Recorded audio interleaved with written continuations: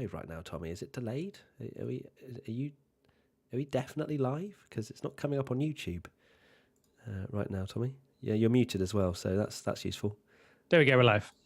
Oh, we weren't. Were we live? I don't know, but it came up. I think I clicked go live, and then it just buffered for ages. Oh, and I think because I went we were off screen. live. I did a great intro, Tommy, and you've gone and ruined it. You're ruining it. Right. Hello, It's everybody. fine because the door went as soon Welcome as... to afternoon testing, day 1.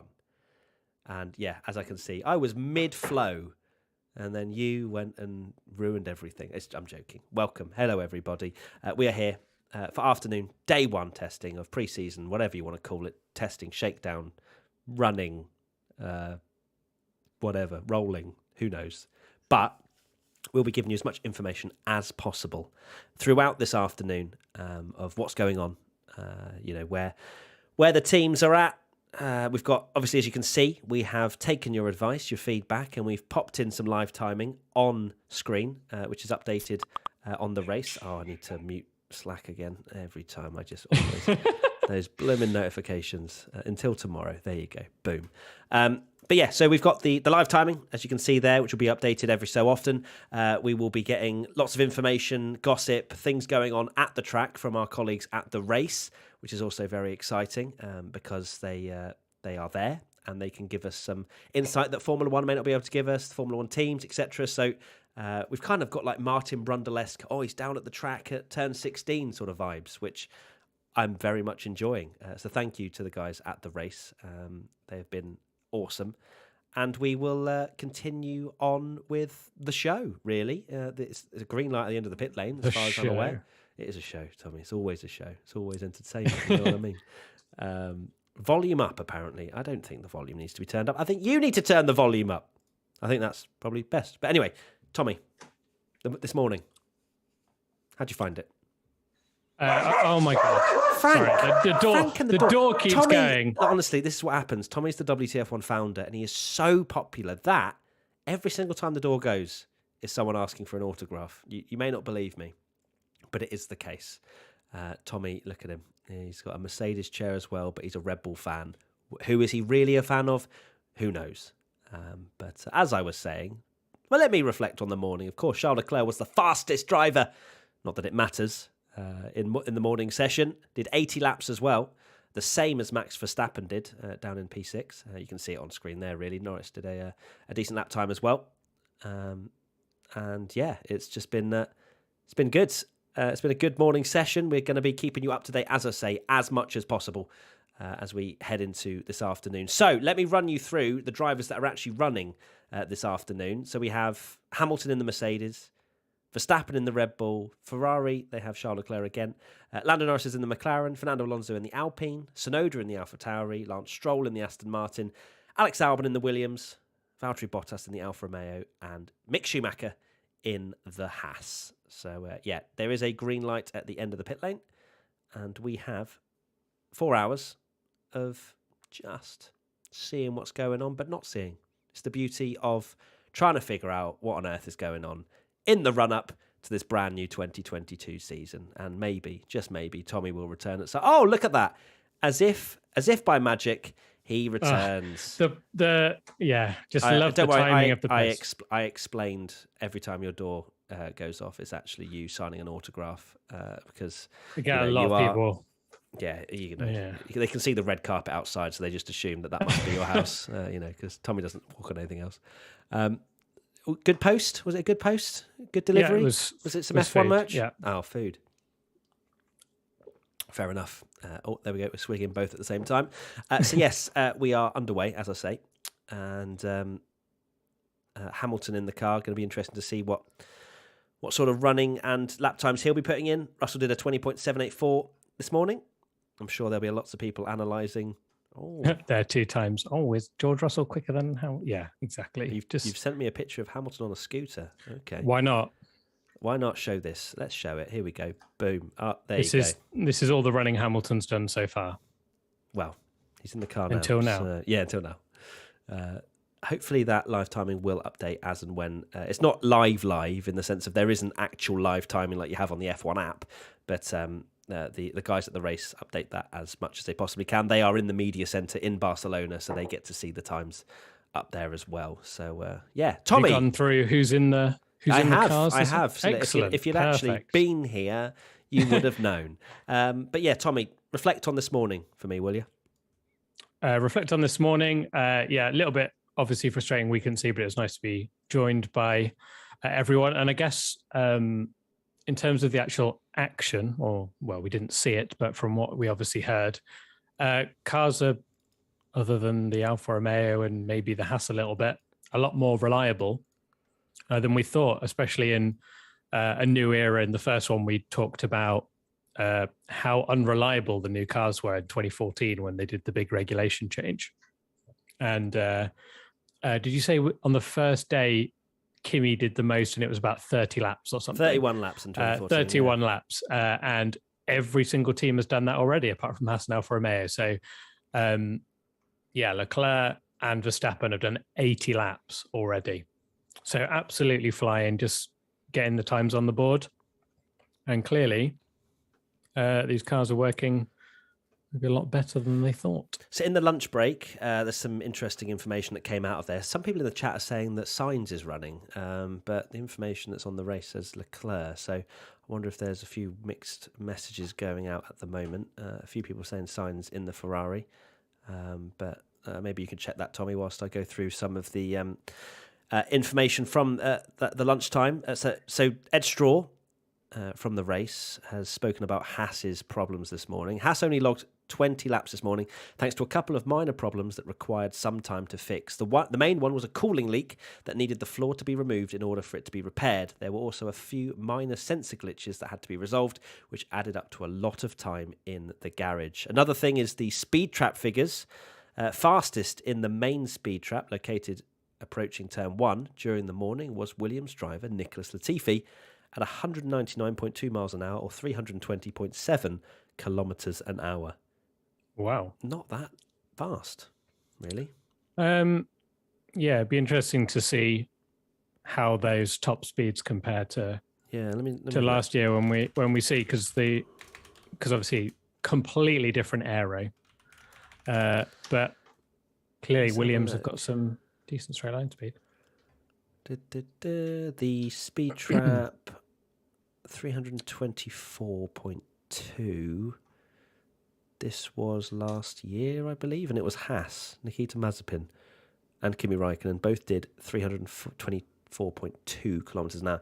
Okay, so not far off then, not far off at all. I guess it's not exactly the longest of straights in Formula One.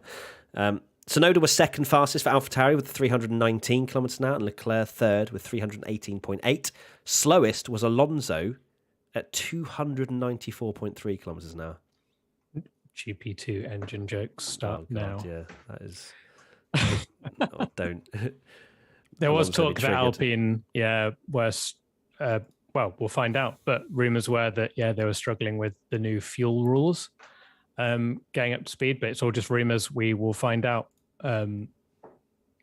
Probably. Well, maybe even at the end of the day, I'm sure the journos and people will be asking questions about that to them. I've sent you a new picture. One that you will be very happy with, because it shows exactly what you'll be hoping Formula One looks like in 2022, which Let's is have a look. a Ferrari. Here we go. Oh, that looks so mean, doesn't it? Looks so mean. Ahead of the Mercedes as well, which is what you'll be ahead of them all for. Is what I'll be praying for. Ahead of them all, yeah. Because you never know, Red Bull and McLaren might be up the road. Who knows? Did you manage to get, the Ferrari driver lineup confirmed? Do we know? I cannot see. Let me have a look. Ferrari see. probably have tweeted it. To be fair, has Ferrari tweeted it? No, it doesn't quite say. Interesting. We will get that confirmation once we see it. The beauty of a hidden test. Yeah, I feel like we're spies. Like, this is, it's back to the old school days, I guess, of people like in the media center and messaging back and forth. Yeah, what's going on? What's happening? Tommy's asked the question. Good lad. Good lad. So loving that image. Let's see what people are saying in the chat. Welcome, everybody. Over 10,000 of you already coming back for the afternoon. It's great to have you along with us to chat some rubbish and enjoy the waffle. That's the beauty of this this stream. But also giving you lots of information and as much information we possibly can get. People are saying Signs. F1 website says Signs is in the car. Now the cars are on track. Which team car is your favourite? Says Vicky. Ferrari. You, Tommy? Ooh. It's still between Aston and Ferrari. Yeah. But I'd say in terms of biggest surprise of me seeing them on track and going, ooh, it's definitely the Williams. Williams looks an awful lot nicer than I thought from the initial So that's pictures. the biggest surprise for you, Williams? Biggest surprise in terms of like ones that I think look really nice on track that I was surprised by. Williams definitely for me. Yeah. It's very nice. It's a solid banger. It really is. Waiting to see confirmation. Apparently Ferrari have been the least forthcoming with information as to who's driving in the afternoon, which is always great. It's always Ferrari. Yeah, someone just needs to look out the window and let us know. But until then, we will just have to wonder as to who is in that Ferrari car. Why is... yes, the timings, as you can see, sometimes aren't in the correct order in the sense of that they haven't actually updated the faster time, but they'll put them in the position. So be patient with that live timing because it will take a little while to update because... the race guys are doing a million other things, as you can imagine, with this. But it will update, as soon as they possibly get a moment, and it is quite often as well. So, we'll keep an eye on who is out on track. Let me ask actually who is out on track. And then so Tommy, what else? What else is on your mind? F1 testing at the moment. Of course, we've got 5 changes, supposedly, maybe, depending on whether Sainz is in the car or not, for this afternoon. What's going to be your biggest interest for this afternoon's testing? Probably to see if Alfa Romeo can do more laps. I think it's difficult to, however much I want to get on the Ferrari hype train, because... all aboard. All aboard, choo-choo. It is very much... times can't be said to can't go too much into times, but laps is so important. Yeah. And the fact that we've got Leclerc and Verstappen on 80 laps and Kubica are on 9, it's not good. Oh, hello. What was that? Frank? Was Frank? Was it jumping? No, that was my water. Well? Actually, I just realised that you carry on because there's something that someone brilliantly sent us on Twitter about our earlier chat, your apparent controversial chat about side pods. Oh, I look forward to that. I don't know what that could possibly mean, but I am looking forward to that all the same. And shock, Tommy's making me fill again. No surprise there. Just a big old filler, really, aren't I? Right. Whilst Tommy sorts that out, I am keeping an eye on the race live text as well. Make sure to go check that out if you would like, but there hasn't been any updates as yet. I've asked who's out on track. Verstappen was the only one, but Bottas has just joined him. Apparently there is Leclerc on the timing screens now, but no movement from Ferrari. So Leclerc is still on the timing screens, but because Ferrari haven't gone out, I imagine that timing screen hasn't actually updated. So right now it's just Verstappen and Bottas out on track. It is the beauty of the hidden test. That we just have to go until they literally drive out the pit lane and we see who it is in the car. We don't know. It also looks very good. Just, from the lap mileage we were speaking about, Ferrari, Mercedes and Red Bull, the top 3 in the championship last year, all clocked the highest, well, I say all, they were the top 3 mileage from this morning. 80 laps for both Red Bull and Ferrari and 77 for Mercedes. So they've certainly kicked off 2022 F1 shakedown, not testing very well, haven't they? Absolutely right. Here we go. This is, so we were talking in the first stream about the side pods and how people weren't too happy with you about don't. saying that they were just, ugly. I say people, Red Bull fans. Anyway, yeah. Someone on Twitter, I'll talk about it while you get the image online. Someone tagged us in a tweet, me, you, and WTF1. Yeah. It's Panda Portraits, and they said, watching the WTF1 live stream for F1 testing, and since so many people are talking about the carbon on the side pod, here's a little Photoshop. And it's exactly what I was saying on the stream, where if they just painted the carbon, because it's new, it would look a lot nicer, and almost, it doesn't actually look that dramatic when it's painted. So there's a little side by side of where they've actually painted the carbon in the color. Yeah. And it just looks like a normal side pod like every other team is running. Yeah. Maybe it's just the carbon fiber that's quite extreme. Maybe it's all illusion. Crazy myth, an illusion, and maybe there's something else that we're all missing and we're just looking at the side pod. But if you look at that picture that, Panda Portraits on Twitter sent us, very interesting that it looks an awful lot better and just looks like an Alpha Tauri, really, in terms of the side pod undercut, where it's just nicely done. Yeah. Just a bit of under. It's just, it's a simple fix, I think, for what I was on about. I just didn't like the look of it. And because from certain angles, it looked like it properly went in, but that's just because of the way which it's been kind of detailed and painted. It just doesn't look right on the car. But yeah, a small touch up and all of a sudden you're flying. So interesting. I shall never speak of side pods ever again, because just gives me shivers. Right, let's see.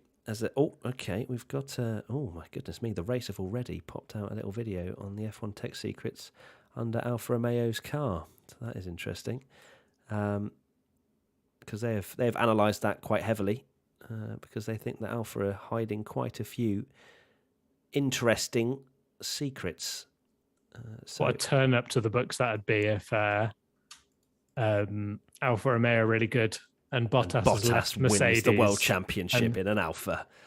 Yep. So Glenn's confirmed that if they've not been out post-lunch break, the timing screen wouldn't have updated. A new driver only tends to trigger the timing screen once they pass the pit exit. So until Ferrari go out there, we won't know who's going in the cars, which is just the mystery of Ferrari. We love it. We absolutely love it. But we wait and see. So only a couple of cars, at least last time we were updated, out on track. Nearly 15,000 of you back for this afternoon. Lovely to have you along. Oh, great stuff. Do subscribe if you're new. We've got lots more of these live streams confirmed. We are going to be doing it tomorrow and the following day, which is it's going to be a lot of talking, isn't it? But I'm going to never talk again after these four live streams. Yeah, literally. Just spend all of your words in 3 days. That's especially on my side. My goodness me, someone can count every word I've said. Right. Do you have any more images? Any more on XPB, Tommy, to take a look? And God's sake, I get so baited by the chat. It's like red flag, and I'm like, what? Rosberg in the wall. Rosberg in the wall. Oh dear. Is there live coverage of these events? No, there is not, Tony, hence why we are sat here just looking at photographs. Oh, let's do another poll. What poll should we do? Oh, yeah. Will Ferrari win the world championship? Oh, God. I would love to ask that question, but maybe... You don't want to jinx. What do we think? What else? Trying to think, what question should we ask? I feel like it should be like a multiple choice, like top 4 teams, and who will win the world title? Like which team? Why don't we do who would be biggest? No, because we can't. Because you need to do 4. Yeah, we can't do 10. So what do we think?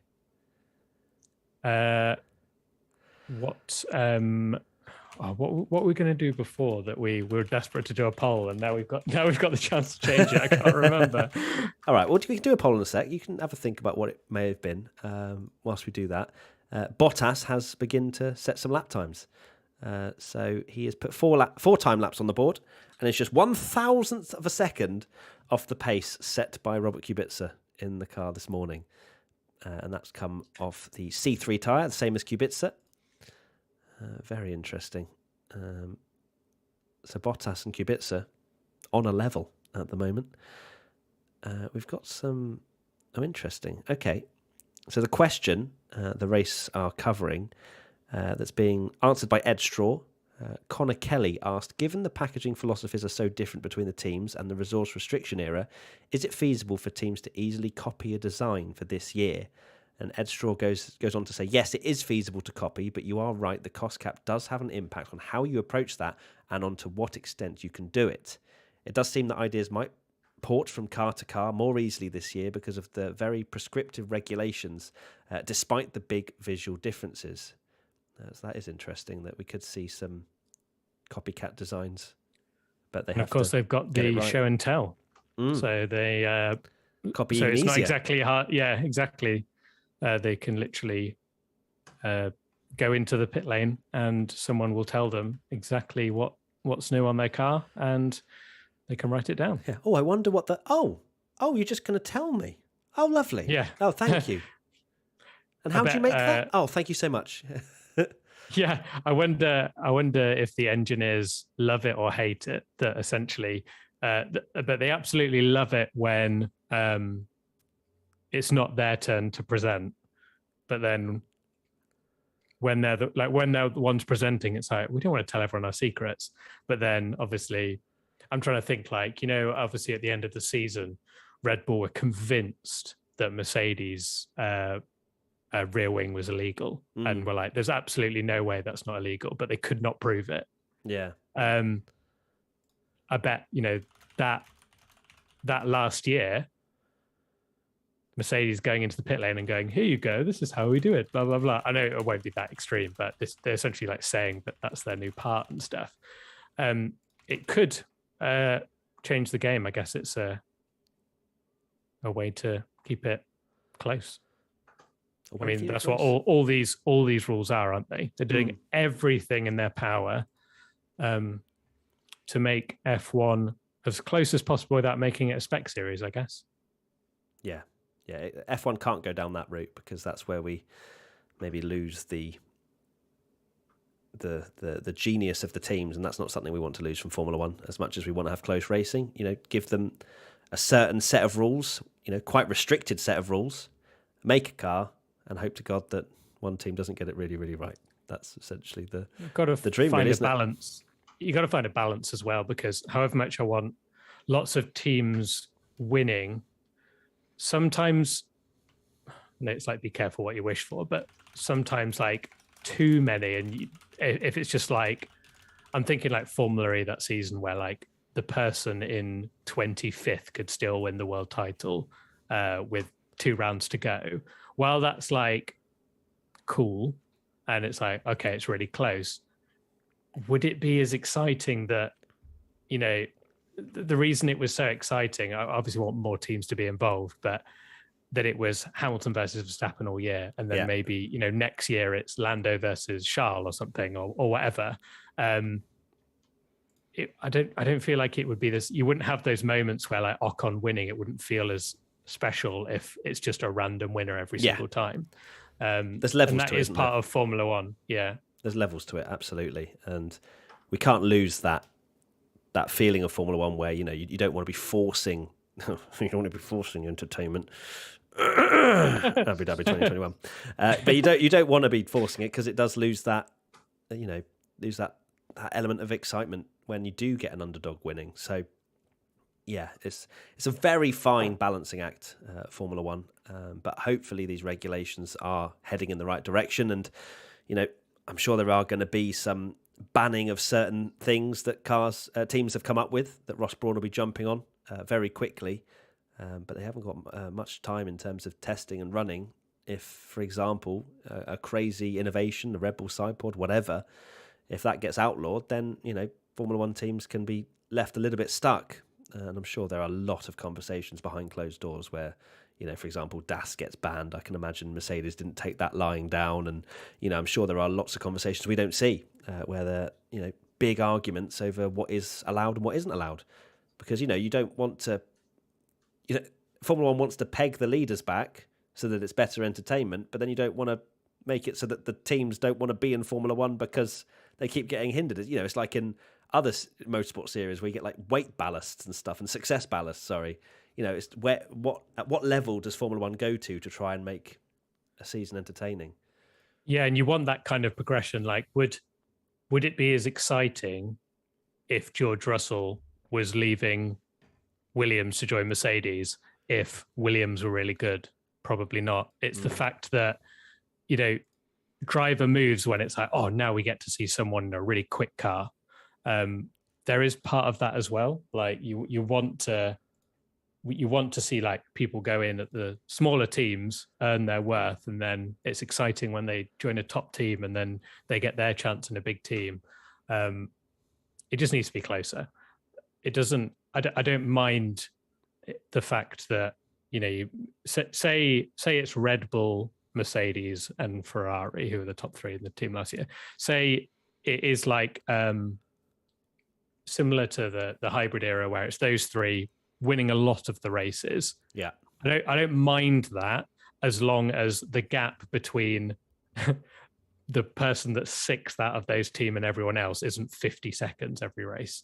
Like you want it like 2012 where if someone has an absolute stellar drive in an Alpine or an Aston Martin or a Haas or whatever, they are rewarded, not just constant like that. It would be a shame. So whilst we're waiting for a lot of track action to go on, I think it'd be a good time to just mention an exciting event that we're doing at the British Grand Prix. So if you are planning on going to the British Grand Prix, do listen up, because we're hosting our second WTF1 Clubhouse, where we have an amazing camping experience with hundreds, if not maybe even 1,000 F1 fans this year. I'm not sure. At Silverstone, and it's awesome. We have this area where we have simulators, we have a bar, food, obviously tents, glamping tents. I think we have cabins this year. All kinds of awesome shenanigans going on there. If you do fancy it, if you want to try camping for the first time, I did it last year and I actually thoroughly enjoyed it. Thought it was brilliant. Then do check it out. I'm going to spam a link in the description in the chat, which is wtf1.com/clubhouse. Go and check it out either now or later. And you can secure your spot. You can hang out with myself, Tommy, Katie. We did a pub quiz last year, didn't we? We did. We're going to do lots of stuff, which is. We're going to just drop a quick photo. Yeah. So you can see the the clubhouse from last year. Just a small one. Yeah. And then you can. We do our live podcast. Anyone that's F1 nerds like we are doing a pub quiz. Yeah, the Q&A didn't we last year as well, where we were sitting and chatting to some of you guys that came along, and here we go. Simulators and all sorts. So you cannot. There you go. There's a picture of it. There's a picture of it. It's going to be 3 times as big next year, and there's going to be a lot more than what there was there. And this was awesome as well. So thought I'd just let you know. WTF1.com/clubhouse if you want to camp with us for the British Grand Prix, which is the start of July. The weather was absolutely incredible as well. So, cool. There you go. That is Clubhouse. Check it out if you fancy. Right, back to testing. Not a lot's gone on. Hold on. Marcus Ericsson, what's he tweeted? All right, I'm calling it. Ferrari 2022 World Champions. I mean, best looking car and fastest in the first session of the year. What more do you need? Easy. Wow. I did not realise you were Marcus Ericsson's social media manager. Oh dear, I might actually reply to that. That's brilliant. Marcus Ericsson has come through. I might just go, whoops, wrong account. Oops, forgot to log out of this account. So we've got a lot of that Williams picture that I showed you at the start. A lot of aero paint. What's that? Sorry, a lot of people are running a lot of Flovers. Yeah. while there's nothing going on, maybe here's something that will spice up the conversation. Oh, hold on. Hamilton's just headed out. Just FYI for people wondering. And Sainz. It is Sainz that is running for Ferrari this afternoon. There we go. So it will update once Sainz running. Sorry, carry on. While we're waiting for some times from people, then yesterday on our website we posted 2 articles because it appeared to be team principal chatting utter rubbish day. You had one from Christian Horner that basically was he was on TalkSport and he was talking about how Massey did nothing wrong and it was really harsh that he got fired. Yep. Which caused a lot of drama. Stir. And then Toto Wolff came out and said that Mercedes have never had number 1 and number 2 drivers. Yeah, what is this? They both just tried to one-up each other with a really bad take. Yeah. Both of them. I wonder if Toto is coming at it from okay, it's a clean slate to the season. We will then back whoever's doing well, rather than like being from the get-go in your contract, you are number 1 and you are number 2. I feel like, it doesn't make sense if, for example, Bottas has won the first 3 races for them to then be like, and I wouldn't say they'd make Hamilton number 2, never. No. But yeah, I mean, when you actually look at the season, it's a very silly statement to say because obviously Bottas was used quite heavily as that number 2 driver. Especially with the engine swapping constantly. Was it Monza, the race where he'd done really well, gave him an engine? No, sorry, it was Russia, wasn't it? Where he'd just had an engine penalty and then they did it again. Yeah. Which is very much, we're just going to do everything we can. And then that was the one that a lot of people thought it was Mercedes trying to drop him into Verstappen's path. And then they remembered that Bottas is one of the worst defensive drivers ever. Wow. Ever. Tommy loves a headline. No. But his hold on. Pause. What? Chat. Is Valtteri Bottas the worst defensive driver ever? Yes or no? Can we get a yes or no in the chat, please? Right now. No, he's not the worst defensive driver ever. No, you can't be saying headlines like that, Tommy. Okay, but you'll get clipped up and the Bottas stands will cancel me. Bottas is an extremely quick driver, but his racecraft is poor. We know it. It's poor. But yeah, he. Listen, I mean, there's still plenty of people saying yes. Yes, he didn't. He didn't. He never gets his elbows out, does he? In defending and stuff. He just lets some it people go, will say, there's the other extreme to that where a certain Max Verstappen people think is too much. But it's about finding the levels. Yeah, it absolutely is. Just to let people know, Hamilton, as you can see on your screen, has slotted himself in P9, I believe. I've actually just closed it. P9, 1 minute 23.539 on the C3 tyre. 6 laps on that Mercedes so far. But of course, just winding himself up really now. Before I'm sure we'll see some faster times. Hamilton, 3 seconds slower than Russell. Washed. Washed. Shouldn't have come back. Terrible driver. Shouldn't have come back when he didn't really ever leave. He just didn't say anything. Oh, I love it. Absolutely love it. It's great bands. Ready for the people that don't get the sarcasm to F1 test. Yeah. Oh, yeah. I mean, yeah. Like the Bottas comment, that was definitely sarcasm, wasn't it, Tommy? Yeah. Usually I'm the Bottas basher sometimes, but not today. Hamilton's out at the moment. So is Sainz. Sainz is actually back in the pits, sorry. He went out for an installation and then came back into the pits. I'm going to ask the guys at the race.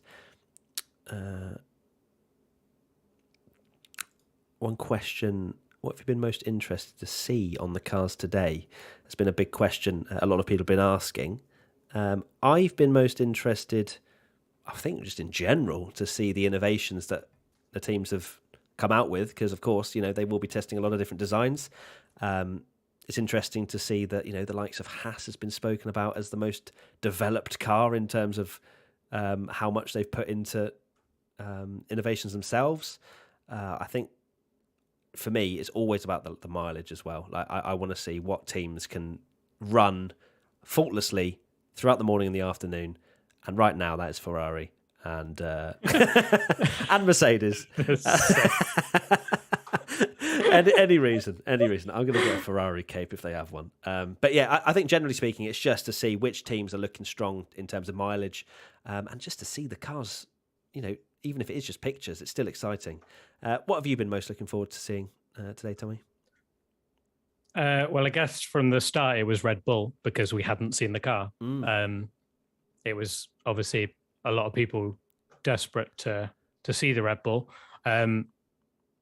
Looked very aggressive, but as we've seen, that maybe a little bit of that is just the fact that they've not painted the carbon bit yet, because it is very extreme, but it definitely emphasizes it more, because obviously AlphaTauri have something similar where their side pod cuts in quite a lot.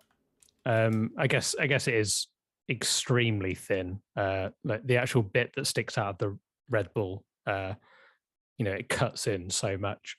So yeah, it's exciting to see the Red Bull on track, because they were probably, I'm trying to think of a team that have been as secretive as they have been.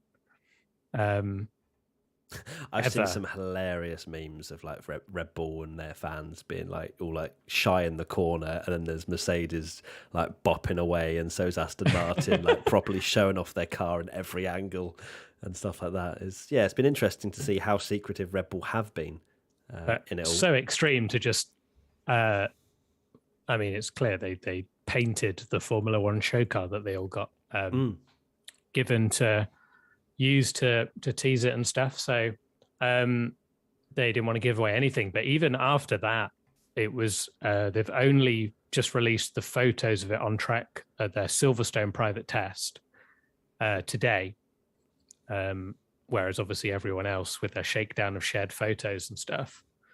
So Red Bull were, keeping it super secret. But I mean, the thing that I know there'll be little bits, and this is why I'm not an engineer, but it always makes me laugh that they hide so much. And it's like, even if Red Bull, the side pod is the perfect solution, like surely so many of the teams don't have a clue. Like they can't change their entire car, because I think we said it in one of our videos that, you build a Formula One car to be the best in all the different parts, and putting on, just because Mercedes have the best car, you putting on a Mercedes front wing is not going to make you go quicker. No. Like it might not work. No, so not at all. It's all about the whole car and how you push the air around. But it's simply. Wow, I mean, technical. We do like to dumb it down here at WTF1, but that's next level. I love that. Yeah. But yeah, no, it is true. It's unless you're, the Aston Martin / Racing Point team that were just like, we're going to create a Mercedes from a couple of years ago. You can't just be like, I've found this Mercedes front wing. Let me just plonk it on our car. We're 3 seconds quicker.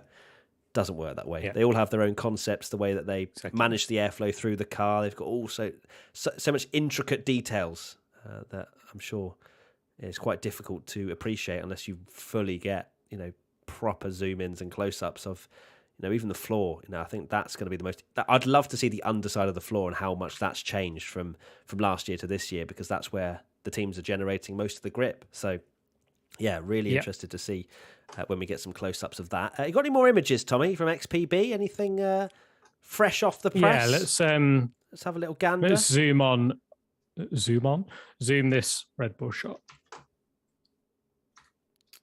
Nice shot of the Red Bull in some harsh light and aero paint. That's flickers. the one. That's the one I'm. Lovely. Just gonna stick that up.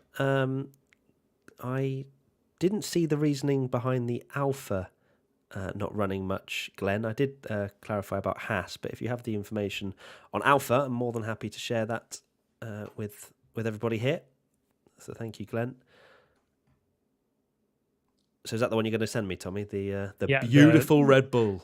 Yeah, I've zoomed in so you can see again the side pod, and they've got a bit of. All the teams are starting to get the old Floviz paint out now, by the look of it. Love a bit of Floviz. Yeah, the Williams went ham. That picture that I sent, the very first one, just threw it all on there over the whole car. Just the whole thing was now green. Yeah. Love it. Mm. Yes, there you go. A closer look at the side of that Red Bull. Oracle going to be loving this. This live stream is not sponsored by Oracle. Maybe that is the master plan. They've just done a side pod. Oracle have gone, just make the side pod look absolutely insane. So everyone, marketing. Oh my god! Yeah, I mean they're paying 100 million a year, aren't they? So maybe maybe they're like, make that really rubbish, and then they can run something different tomorrow. I wouldn't put it past marketing teams to think of that sort of stuff. I really wouldn't. Someone said, Tommy, can you compare Simtech and Williams livery? That would be a proper boomer conversation.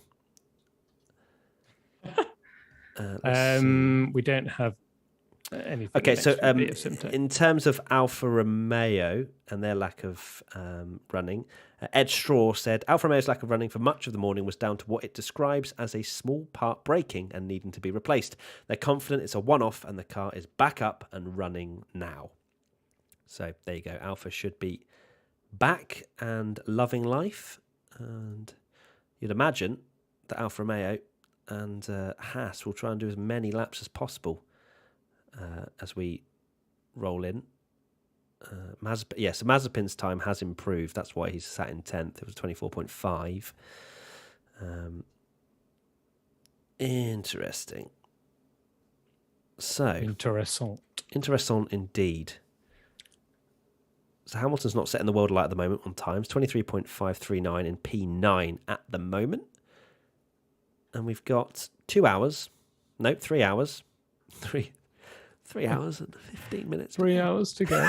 3 hours. That's fine. We're loving it. We're entertaining with you guys. We're loving the fact that so many of you are sat here just chilling with us. Yeah, 20,000 again. We love you long time. So please do subscribe if you love us back. Leave a like as well, because we smashed, I think, 10,000 likes on the morning updates video live stream. So if you can smash that like button, that would be amazing, because we do very much appreciate you being here. And we're going to keep you updated as much as we possibly can, as I say. And I've probably said about 3,000 times. We've got some more information coming through on the ground, as Katie loved me saying again 1,000 times this morning, from AlphaTauri Technical Director Jody Eggington. From the data we've gathered so far, it's doing what we expected. I imagine that's the car. We seem to be able to adjust the car. We made the usual big setup changes just to have a look-see, and the car is responding quite well for the first day. With low temperature and a totally new tyre with different operating parameters in terms of blanket temps and pressures and construction. From what we've done so far, generally the car seems to be working on a macro level within what we expected. So, Tommy, where's that choo-choo train for Sonoda? I feel like you're about to buy your one-way ticket. This is the thing with AlphaTauri. Like the race, I'm loving the updates, but you're giving me too much hope, guys. Because I remember AlphaTauri last year. Yeah, everyone was really on the hype train, and it just, unfortunately, it didn't quite go to plan. But that was, I think, part of that maybe was because we saw how good they were in Bahrain, and we did all the testing in Bahrain, so it was really good conditions, and it was really well suited on that track, and they looked really quick. But then as soon as they got to other tracks, they were decent, and obviously Gasly was great in qualifying. But yeah, are all tyre compounds available to us? Or you just message that? I believe so. Yeah, I've just questioned it. Yeah. I think I saw that. Yeah, yeah. So C1 would be the hardest. C5 the softest. Yes. Yeah, that makes sense. Yeah. You do not sound confident. Yeah, no, it is. Yeah. Oh, I love it. Absolutely love it. So okay, all tyre compounds available. Cool. Yeah, that is confirmed by Glenn. By C1 someone that knows what they're talking about. Yeah, C1 is the hardest, C5 the softest. So the fastest time, right down the middle, C3 by Charles Leclerc, 120.1. what are people saying in the chat? Should sandbagging be allowed? Says Howie. You can do whatever they like. Yeah, imagine that. Been penalised for going too slow, and Haas are like, no, legit, this is how fast we are. Like, please, guys, give me a break. Oh dear, good bants. So Sainz has actually gone out on the C4 tyre now, which is softer than what we basically have seen from the top 10, and has done a 7th fastest time of a 1 minute 22.666. So still nowhere near his teammates' pace at the moment, 2.5 seconds off, but interesting that they're testing out the C4 tyre, seeing how the Ferrari works with that. And then he'll just bang in a 1 minute 18, and I will go and order my Ferrari cape and Ferrari merch. I genuinely do need some Ferrari merch. Like, it's an absolute disgrace I don't have any actual Ferrari merch to wear. Like, it's an absolute joke. Like, nothing. I need a Ferrari jacket, something, you know. And I need to get like a customized one that says I'm not a fanboy, just passionate on it. That'll be good. Get that in the WTF1 shop. I'm sure Ferrari are watching this live stream and not doing their job of, making the car Yeah, better. They're now like shouting in like, Italian. Quick, get Matt guys, Gallagher. Chop! Make a custom Ferrari top for Matt now. That would be incredible. But here's something that we kind of spoke about earlier. So the XPB have put in some images from the rear of the car. Let me send you this. I notice a lot of these images are from Jamie Price as well, who I will shout out because I've known him a very, very long time, and I've seen him sort of go from just random Twitter fan like I was like 10 years ago to legendary photographer, which is awesome to see. So quickly before we dive into that, I just wanted to say about the tyres, which I did mention from C1 to C5. If you're wondering how to actually tell them apart, the C1, which is the hardest tyre, is white but with no brackets. C2 is white but with brackets, so like the outer rim bit. C3 is yellow. C4 is red with brackets. And C5 is red without the little brackets on the side. So that's how to tell them apart if you see them in a picture. And of course, you have the intermediates and the wets as well, which I don't think they're going to be needing. So there you go. There's the information. Tommy, carry on. Right. So this picture I've sent you, we obviously talked about at the very start of the stream that we did in the morning session, how the wings just look bigger because of the scoop. And this is very much from the same angle of an Alpine and a Haas. And you can see just how much the Haas scoops really low down. Whereas the Alpine is kind of quite straight and flat. Consistently straight, yeah. So there's a little bit of it there, but the Haas is really curved. And that's what's giving the illusion of making it look like the wing is like 10 times bigger. And that's, the Haas one looks much more, I think I said this earlier, like the show car. That was the kind of shape in which the show car sort of, even more extravagant, to be fair. Maybe a little bit more narrow and a bit more curved was the show car. But I feel like that's still on the same kind of philosophy, whereas Alpine, as we've said, is a much more consistent shape. That's interesting. Which one will be faster? I'm going to put my money on Alpine, but let's see. Yeah, let's see. It's very interesting, though, that what you were saying earlier about all the tech boffins believe that they can see. They're not saying that Haas are going to be fastest, but they can see that Haas have had it's the most developed in terms of and they're obviously the team that have had all the wind tunnel time and stuff. So. Very interesting. Another interesting point away from that and back to tyres is that Glenn Freeman, absolutely loving the information. Thank you, mate. Is that the Pirelli graphic that they've released says Friday afternoon will be wet running. Presumably that means they'll soak the track rather than the really accurate weather forecast. So they're actually going to wet the track at some point is the assumption there, which will be interesting. Bernie Ecclestone with his sprinklers coming out. And I guess they can do that. They have to test can't they? Paul Ricard and stuff. Yeah. So, God, I wonder how much water they need to wet an entire track. I bet it's ridiculous. But cool, that'll be interesting to look at on Friday afternoon. I think I can't remember who told us. I'm sure it was a conversation that we had when we were chatting to the race guys about 1 year they did a test. This just shows like the extreme of like and why they need to like cost cut and plan things a bit better. But they did a wet tire test, and the track was it was raining. So sorry, no, it wasn't raining. So they soaked the track in water to do the wet tire test and scheduled it for that day. And then the day after, it rained anyway. and then they obviously had people going around like trying to dry the track. And it's like, could you not just flip it around? But scheduling, F1 scheduling, it's like... It's insane, isn't it? It's mad, yeah. Yeah, I think I've heard that story, actually. But yeah, it's crazy, isn't it? Absolutely crazy. Someone said, Matt, refresh. What am I refreshing? I don't know what I'm refreshing. Anyway, AlphaTauri seems to have gone out. Live timing?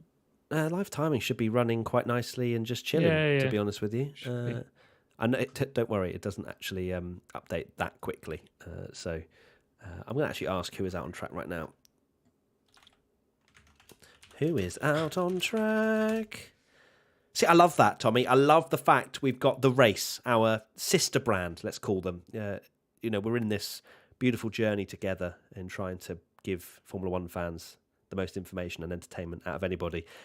But the fact that we're able to speak to them there at the track is quite wonderful to have that extra bit of insight. The synergy is beautiful. Oh, the synergy is unbelievable. I literally just ask a question and they answer. It's great. And I hope you guys are enjoying this insight as well. It's brilliant to work with them and to give you as much information from this private session. You say that every time. Well, I just feel like F1 might come for us, you know. How dare you call it a test? And then McLaren are like, #F1 testing. It's testing. Who are we lying to here, really? Come on. Right. They've put pictures now up of the absolutely insane Flovers on the Williams. Oh my God. Yeah, put that one up. Wow, have a look at this, chat. This is unreal.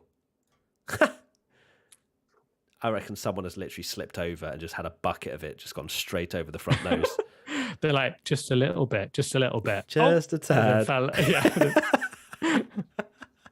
Well, it's like that. It's a really niche GIF, but do you know the one where the guy is holding about 10 different things? Yeah, he's got to the his bucket. car. Yeah, it's like that, and then just goes. Brilliant. I'm sure 95% have no idea what GIF I'm on about, but there you go.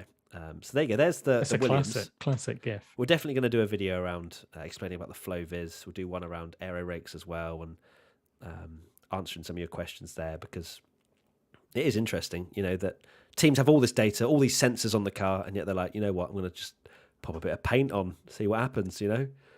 It is quite funny in this day and age they still use flow viz paint. Yeah, and that still looks better than last year's Williams livery. Yeah, it actually does. It actually does. I'm not even kidding. You know what? I think we should go with this as a livery, to be honest. People seem to be enjoying it in the chat as well, so I'm glad you're loving this new Williams livery. It's great. 19,500 of you. Love to have you along with us. Thank you for coming and joining us. It's great to have you. Great to have you guys here. As you've probably guessed by now, if you're just joining, it's just chit chat, getting the information where we can, and loving life, aren't we, Tommy? Absolutely. It's actually really. I've actually really enjoyed this. I didn't think I was going to enjoy it as much as I did. Yeah. You know, we were like, because we went live early in the day, and we had no idea how long we were going to do this. Whether it would just literally be an hour, didn't we? Yeah. Yeah, we were like, we'll do an hour, and if nothing happens and it doesn't get picked up, we'll just sign off and just see what we can. But yeah, it's gone really well. Thank you, F1, for not showing it, because everyone's come to us, and make sure you subscribe, because we want to get to 1 million. Thank you. Someone apart from me is saying that. That's brilliant. I need to actually ask something of Katie/Hannah. So if you just talk for 30 seconds, I'm going to type out a message. Thank you. Have we still got the Williams flavors then? Yeah, so we will do a video on that at some point, but you can also go to WTF1.com, and we've written a wonderful article explaining all the high vis and flow vis paints. If you don't know what it does, it's not obviously just a case of them putting it on to look funny. I mean, it's pretty self-explanatory that you throw it on, you drive, and then you see the streaks and the lines, and that tells you where like the airflow is going around the car. But if you want to look at go into more detail or whatever, then head to our website, because we've got a nice little explainer article on there for you. And is that 30 seconds? I don't think it is. 15 more seconds. 15 more seconds. Okay, lovely. Yeah, so let me have a look at the times actually, because I need to get the old race live timing up because it's minimized. So far, lap. I'm back. Winning the. I'm back. I'm here. Seeing as though we've had a lot of Matt fanboying about Ferrari, I will now Verstappen fanboy. Oh, and say okay. 96 laps for Max Verstappen. Oh, wow. Yeah. By quite some margin now. Yeah, so big. But, 88 for Ferrari, 96 for Red Bull, Yeah. 77 plus 9, that's 86. Okay, yeah, so about 8 laps clear of anyone else. So, yeah, Red Bull's Honda, not a Honda engine, performing all right so far. Getting the mileage in. Slower than AlphaTauri, though. They're now the B team. Oh, dear. Sonoda's going to get demoted to Red Bull if he has a bad year. So right now, Tsunoda, Stroll and Hamilton are out on track. So not a lot of people out on track at the moment, but Hamilton doing laps. Verstappen's not out there, so Hamilton will be closing in on that tally. The number one amount of laps, 96 laps. That's pretty much 2 races, just under 2 races worth of running for Verstappen. Just yeah, kind of it's mad. It's mad how much physicality of these drivers is mad. Yeah, let me see how many 2021 Spanish Grand Prix. How many laps were there? I reckon about 50. 66. 66 laps. So yeah, they've done race and a half already. And it's only 2:00, 3 hours to go for this testing, which is pretty cool. So you imagine he's going to easily do 2 race distances if everything goes to plan, which would be it's just a huge amount of running, isn't it? It just shows how much further these drivers can go with the cars, with their it shows physical also fitness. how much they're kind of not rushing, but like how desperate they are to be on track, because preseason testing, back in the days when we didn't used to have coverage, and it was so much better apparently. We the running, obviously they could just test all the time. You mentioned it in the earlier stream, Michael Schumacher did 200 days of testing in a year or something ridiculous. Now it's 6. So if your car doesn't work, you're kind of screwed. But so far it's showing that, because it's very different putting it on track to wind tunnel time. They can do as much as they like on a computer, but it's only till they get it on track can they actually see. Very, very true. Apparently the pit exit closed and then opened. Lando Norris's McLaren left the garage a few minutes ago, but was being brought back to the garage while the red light was shown at the end of the pit lane. Interesting. So Williams, Alpine and Haas are yet to leave the pit lane in this afternoon session. Hamilton, Sainz, Bottas and Stroll all have made their first appearances. And McLaren, Red Bull and AlphaTauri also back on track. So that's the Hour 5 update from the race. And going live to our Tommy, what did we call it earlier? What was it? Tommy's funny observation. Tommy's funny observation. Have we I've not seen any more TFOs yet? Let's have a look. Should we do some analysis of body language of drivers in there? Yeah, let's do that. Here's a good one. Is this Lando? Is this? Let's play a game. Is this Lando Norris frustrated, laughing, or sneezing? Let's. This is a picture that could only be of Lando Norris, by the way. Let me One, because it's him, but you know what I mean, him being stupid. Right, send it over and we'll share.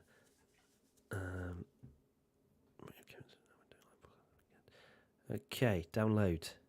Boom. Okay. What do we think then, chat? Is this Lando Norris Should I do a sneezing? poll? Yeah, let's do it. Let's do a poll. Do you want me to do the poll, or you got the poll? I'll do it in a sec. Right, I'll put that up. Okay. Is this sneezing, frustration, or tired? Yeah, I think so Tired. is Lando ... sneezing, yawning, crying, screaming. Yeah. There you go. These that we really ask the real questions here in Formula One. Yeah. This is what people tune in. As we ask for updates, these are the updates you're getting from us. Yeah, big stories, please. Right, so I'm speaking to Katie at the same time. This is juggling. Right, 56% think yawning. 61% think yawning now. 6% think crying. 6% think screaming. Oh, dear. You're doing a Danny Rick, when he screamed into his helmet. I can't remember what race that was, with Red Bull, when he was really frustrated and he DNF'd. That was painful. That was from Drive to Survive, wasn't it? I think that we saw that. Or maybe they actually, used that a lot. I think we saw it in. They used it a lot, but we saw it live. We saw it live as well. Yeah. Right. So how are we going to find out the answer? Going to have to give Lando a call whilst he's in the car, or Lando? This picture we've got. Yeah. 60% think yawning. What I think that's yawning. Lando sleeps anywhere, so I think that's 100% yawning. Are you of the same opinion? Yeah, I think that's a yawn. Yeah. Especially if you look at the other, those other pictures, and he looks tired. Just woken up. Tired boy. He's a tired boy. Katie says, I think he's saying, "I'm sorry, Fernando." Yes. After Katie having to say sorry to Fernando, and Katie, in fact, also has a bet on the line for this year that if Fernando Alonso wins the World Championship, she has to get a tattoo of Fernando Alonso, which it's El Plan. She has to get El Plan tattoo. Yeah, I mean, brilliant. Either way, it's not good.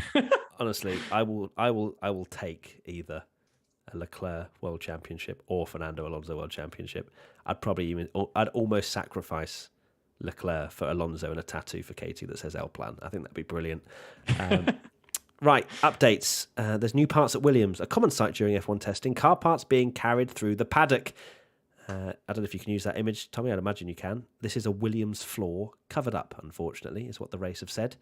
That's from XPB. So if you want to grab that image, Tommy, we can show what's going on in the pit lane, where they'll just roll out these random bits of everything, and of course wrap them up as well to keep that secret. Until they have to show it to everyone. Yeah, true. Well, you can't really see the floor, can you, so much? Yeah. So at least that can stay relatively secret. So Verstappen has now hit 99 laps, one away from the century. So that is quite the effort from Red Bull. Mercedes aren't that far back. Hamilton's gone fourth, actually, with a 1 minute 21.197. Only 4 tenths back from Russell. He's coming. And overall, they have done 89 laps, so 10 laps behind Verstappen still. And then Ferrari sat on 88 at the moment. Sainz has completed 8 laps, so slightly further behind, but still solid mileage from those three. Alfa Romeo has done 19 laps so far. Alex Alban has yet to set a time as well. So we wait to see Alex, I think, even leave the pit lane, to be honest. Maybe that's what the Williams floor covered up is. Maybe. Have you? Oh, you sent it. It's all my banter. Okay. Oh, have I? Sorry. Yeah, don't worry. The all the talk of how great Williams have done. Have I just jinxed them? So that is the Williams floor. If you're wondering what's just, it's not massive hot water bottle. It is.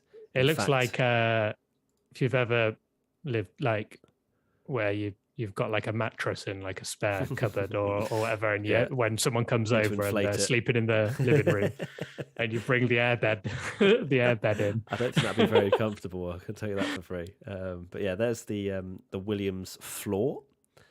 And what else have we got? We've got a little Alex Alban picture, I believe you've sent me.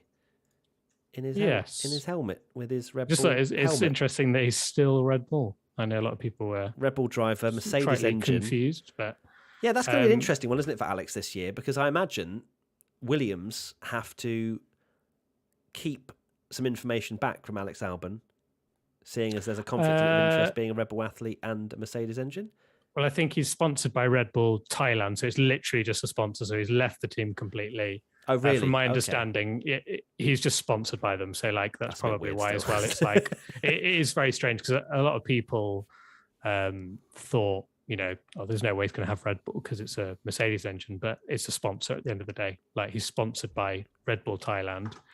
And yeah, I think Sainz had it when he left, that he was still sort of there. A little Red Bull logo, despite not being in the Red Bull team. So I'm hearing Max Verstappen has completed 100 laps now, and that deserves a standing World ovation. Champion confirmed. What a driver! From Tom Bellingham, the biggest fanboy known to man. So you'd imagine he's finished 100 laps anyway. That's what a few people have been saying, but it has yet to be updated yet because it's not fully live timing, as you've probably understood. Can't be updating every single time a car goes over the line. No one has enough resource for that. Yeah, just every single one. Like, the car's gone out. The car's gone out. The car's gone out. Now. They've done a 120. I'm glad we don't have to get the stopwatch out though. They are actually giving us live timing in terms of what they're setting, which was a little bit mysterious. Didn't know what we were actually going to receive, and Sainz has just, I think, popped himself in P7. I think that's what just changed on my screen. Yes, I believe he has actually. So Sainz has moved himself up to a 22.134 on the C2 tyre, and hopefully that'll update on your screen whilst I'm screen recording, I'd imagine. Has that done that now? There we go. Lovely. Right. Good. More on porpoising cars. There was an explanation earlier about that. What was that, sorry? Porpoising cars. Gary Anderson was going on about porpoising. Porpoising, I don't know how to say it. Apparently all of them are struggling with porpoising cars. Mark Hughes says, recurring theme for pretty much every team is aerodynamic porpoising, a ground effect phenomenon very familiar 3 decades ago. Teams are saying there was no sign of it in simulation, but it's very much there on track. Let me find the porpoising explanation. It's disappeared. Load more. Where are we? Come on, find it. Find it, Matt. You can do. Here we go. Okay, let me explain porpoising for you, because apparently all teams are struggling with it. Back in the old days... This is perfect. I just need to go to the toilet. So you go carry on your porpoising chat. You enjoy your toilet break. Back in the old days, chat, of ground effect F1 cars, one of the main problems was porpoising. On the first day of pre-season testing here at Barcelona, it seems some are having similar problems. Porpoising comes from airflow separation problems.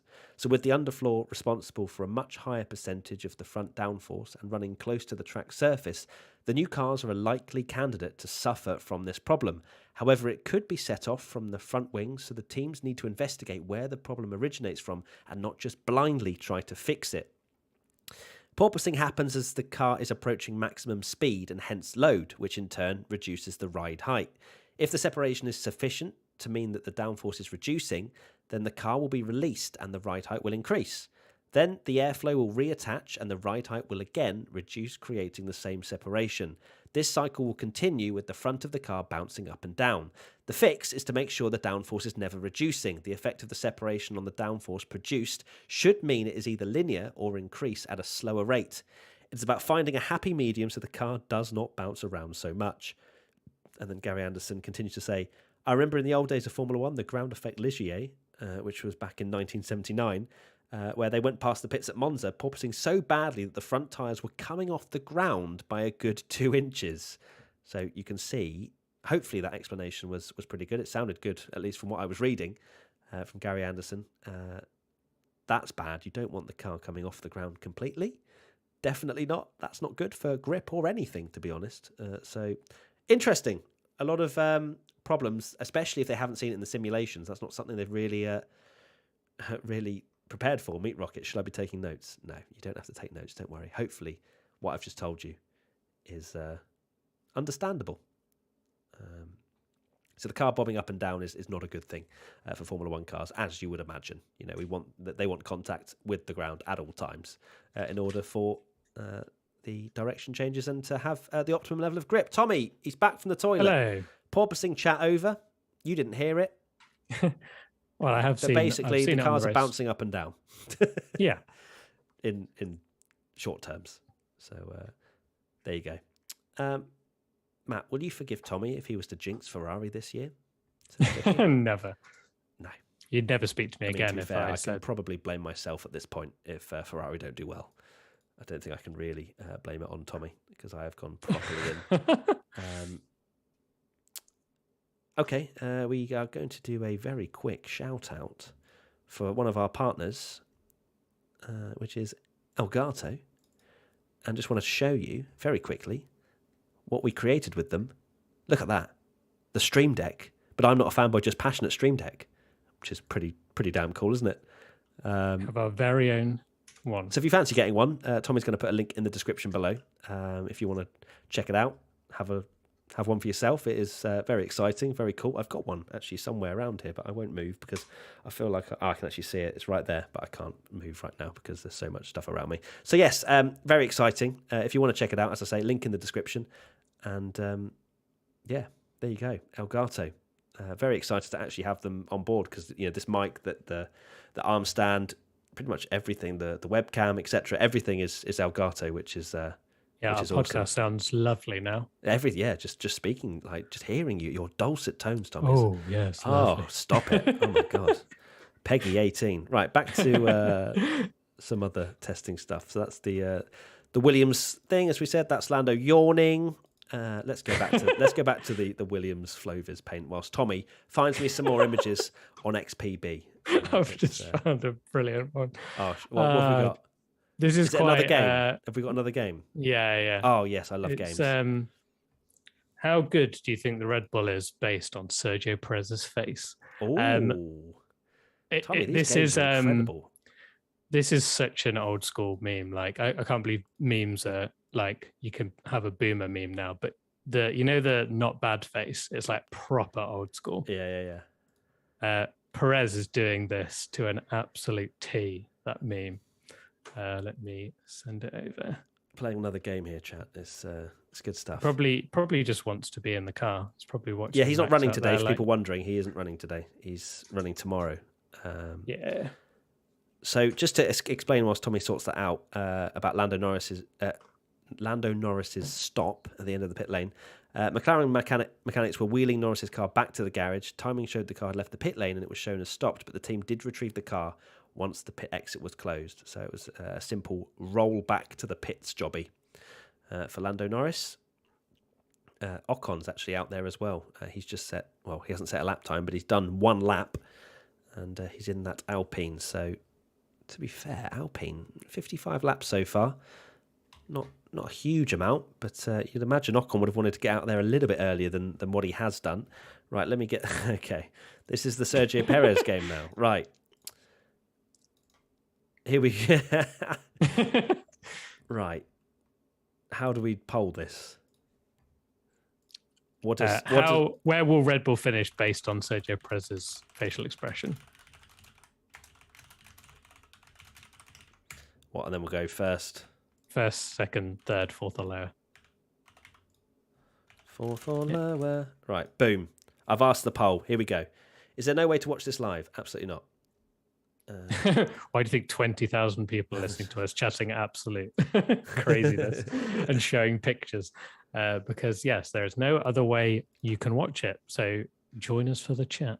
Oh, do you want to use that picture as well? That of Lando. Lando. Back? Yeah. That'd be good to show everybody. It looks quite dramatic.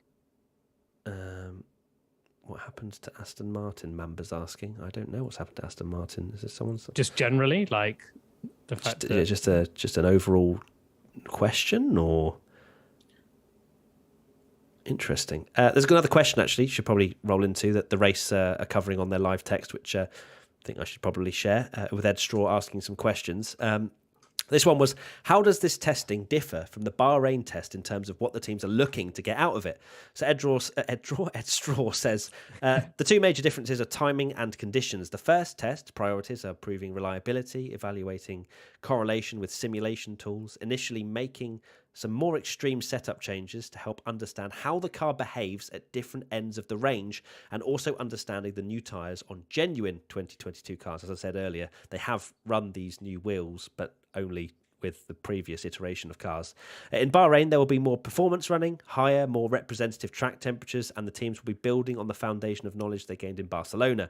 So as well as trying any new parts brought there, teams will be doing more refining of setups, race runs, and so on. The exact schedules depend on progress, though. If teams can work through all the priority run plan stuff here, they can get into what are regarded as bonus items in Barcelona. The more laps you do, the more likely you are able to get into that extra workload to get ahead of Bahrain. So in short, Barcelona is about the donkey work, so Bahrain will be about refinement, but all teams will progress at varying rates depending on problems and areas they might need to investigate if things aren't working as planned. So there you go. Thank you to Ed Straw for answering that question, and I think that gives us a good insight as to what teams are looking at for the next 3 days, Tommy? Absolutely. It's we will get to see some real coverage for that one, and not just photos. So I'm showing now on screen Lando being rolled back into the pit lane, as I was explaining not that long ago. I'm seeing this Dark Star user constantly spamming the chat. Matty, if you don't dance now, Leclerc will lose the title. So I'm going to risk that and not dance and see if Leclerc wins the title or not. I'm sorry if that caused me to not win the title. Not me, Leclerc to win the title.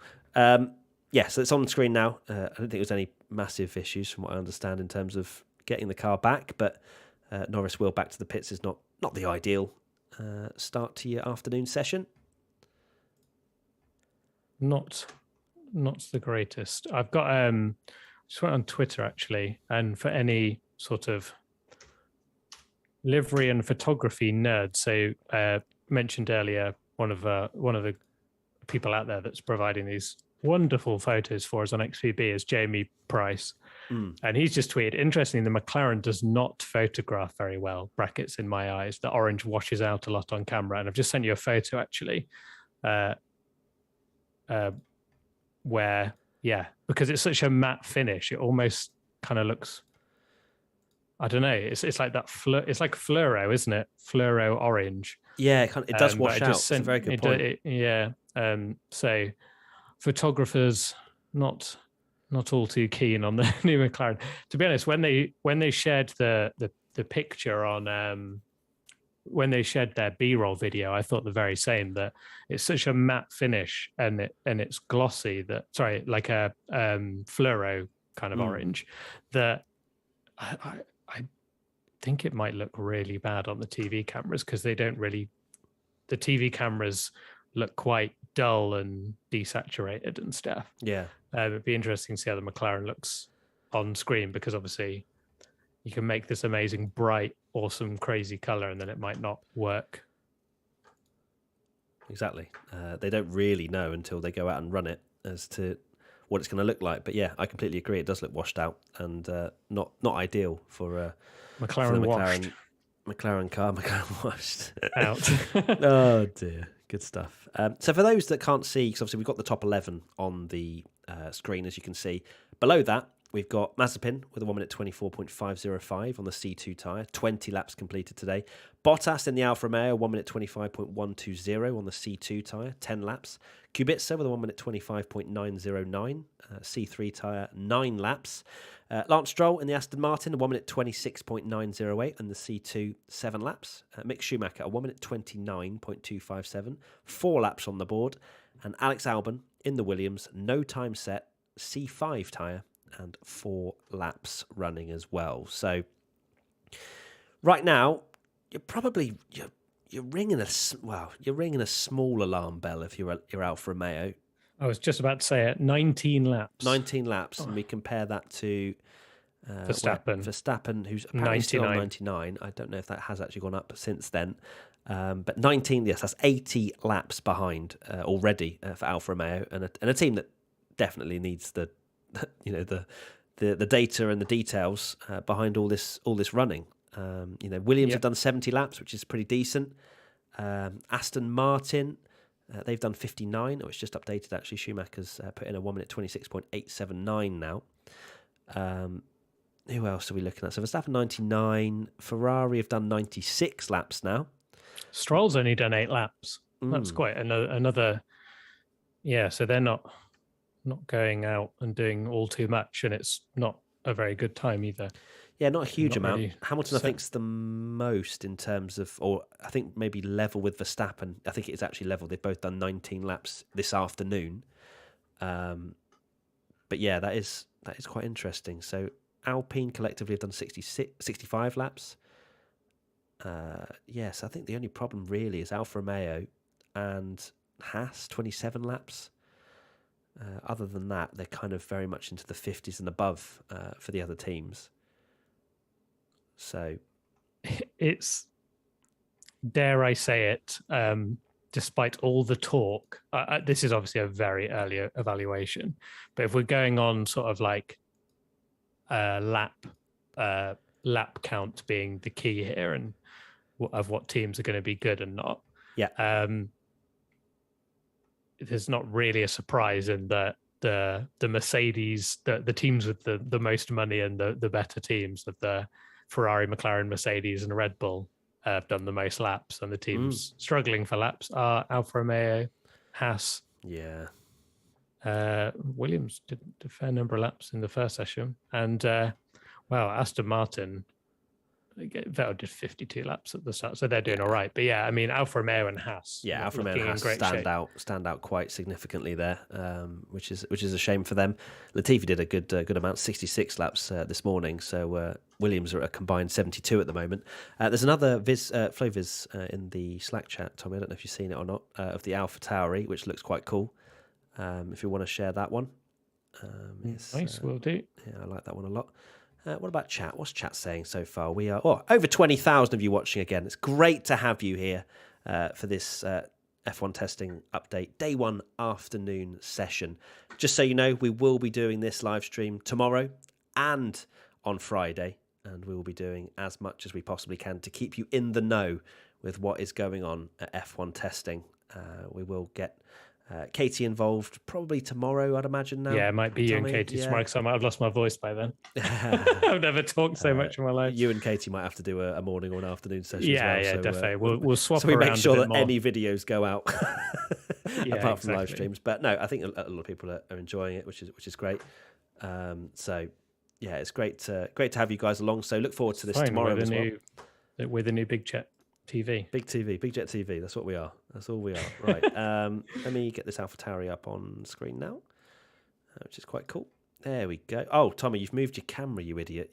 I can literally see your eyes and your nose. I just saw, why is everyone talking about my forehead? Yeah, I was looking at it and I was like, wait, what's happened? And I looked at it and you've knocked your camera. I've obviously knocked my camera over. Yeah. Is that right? Yeah. Is that your comfort position? Yeah. Lovely. Yeah.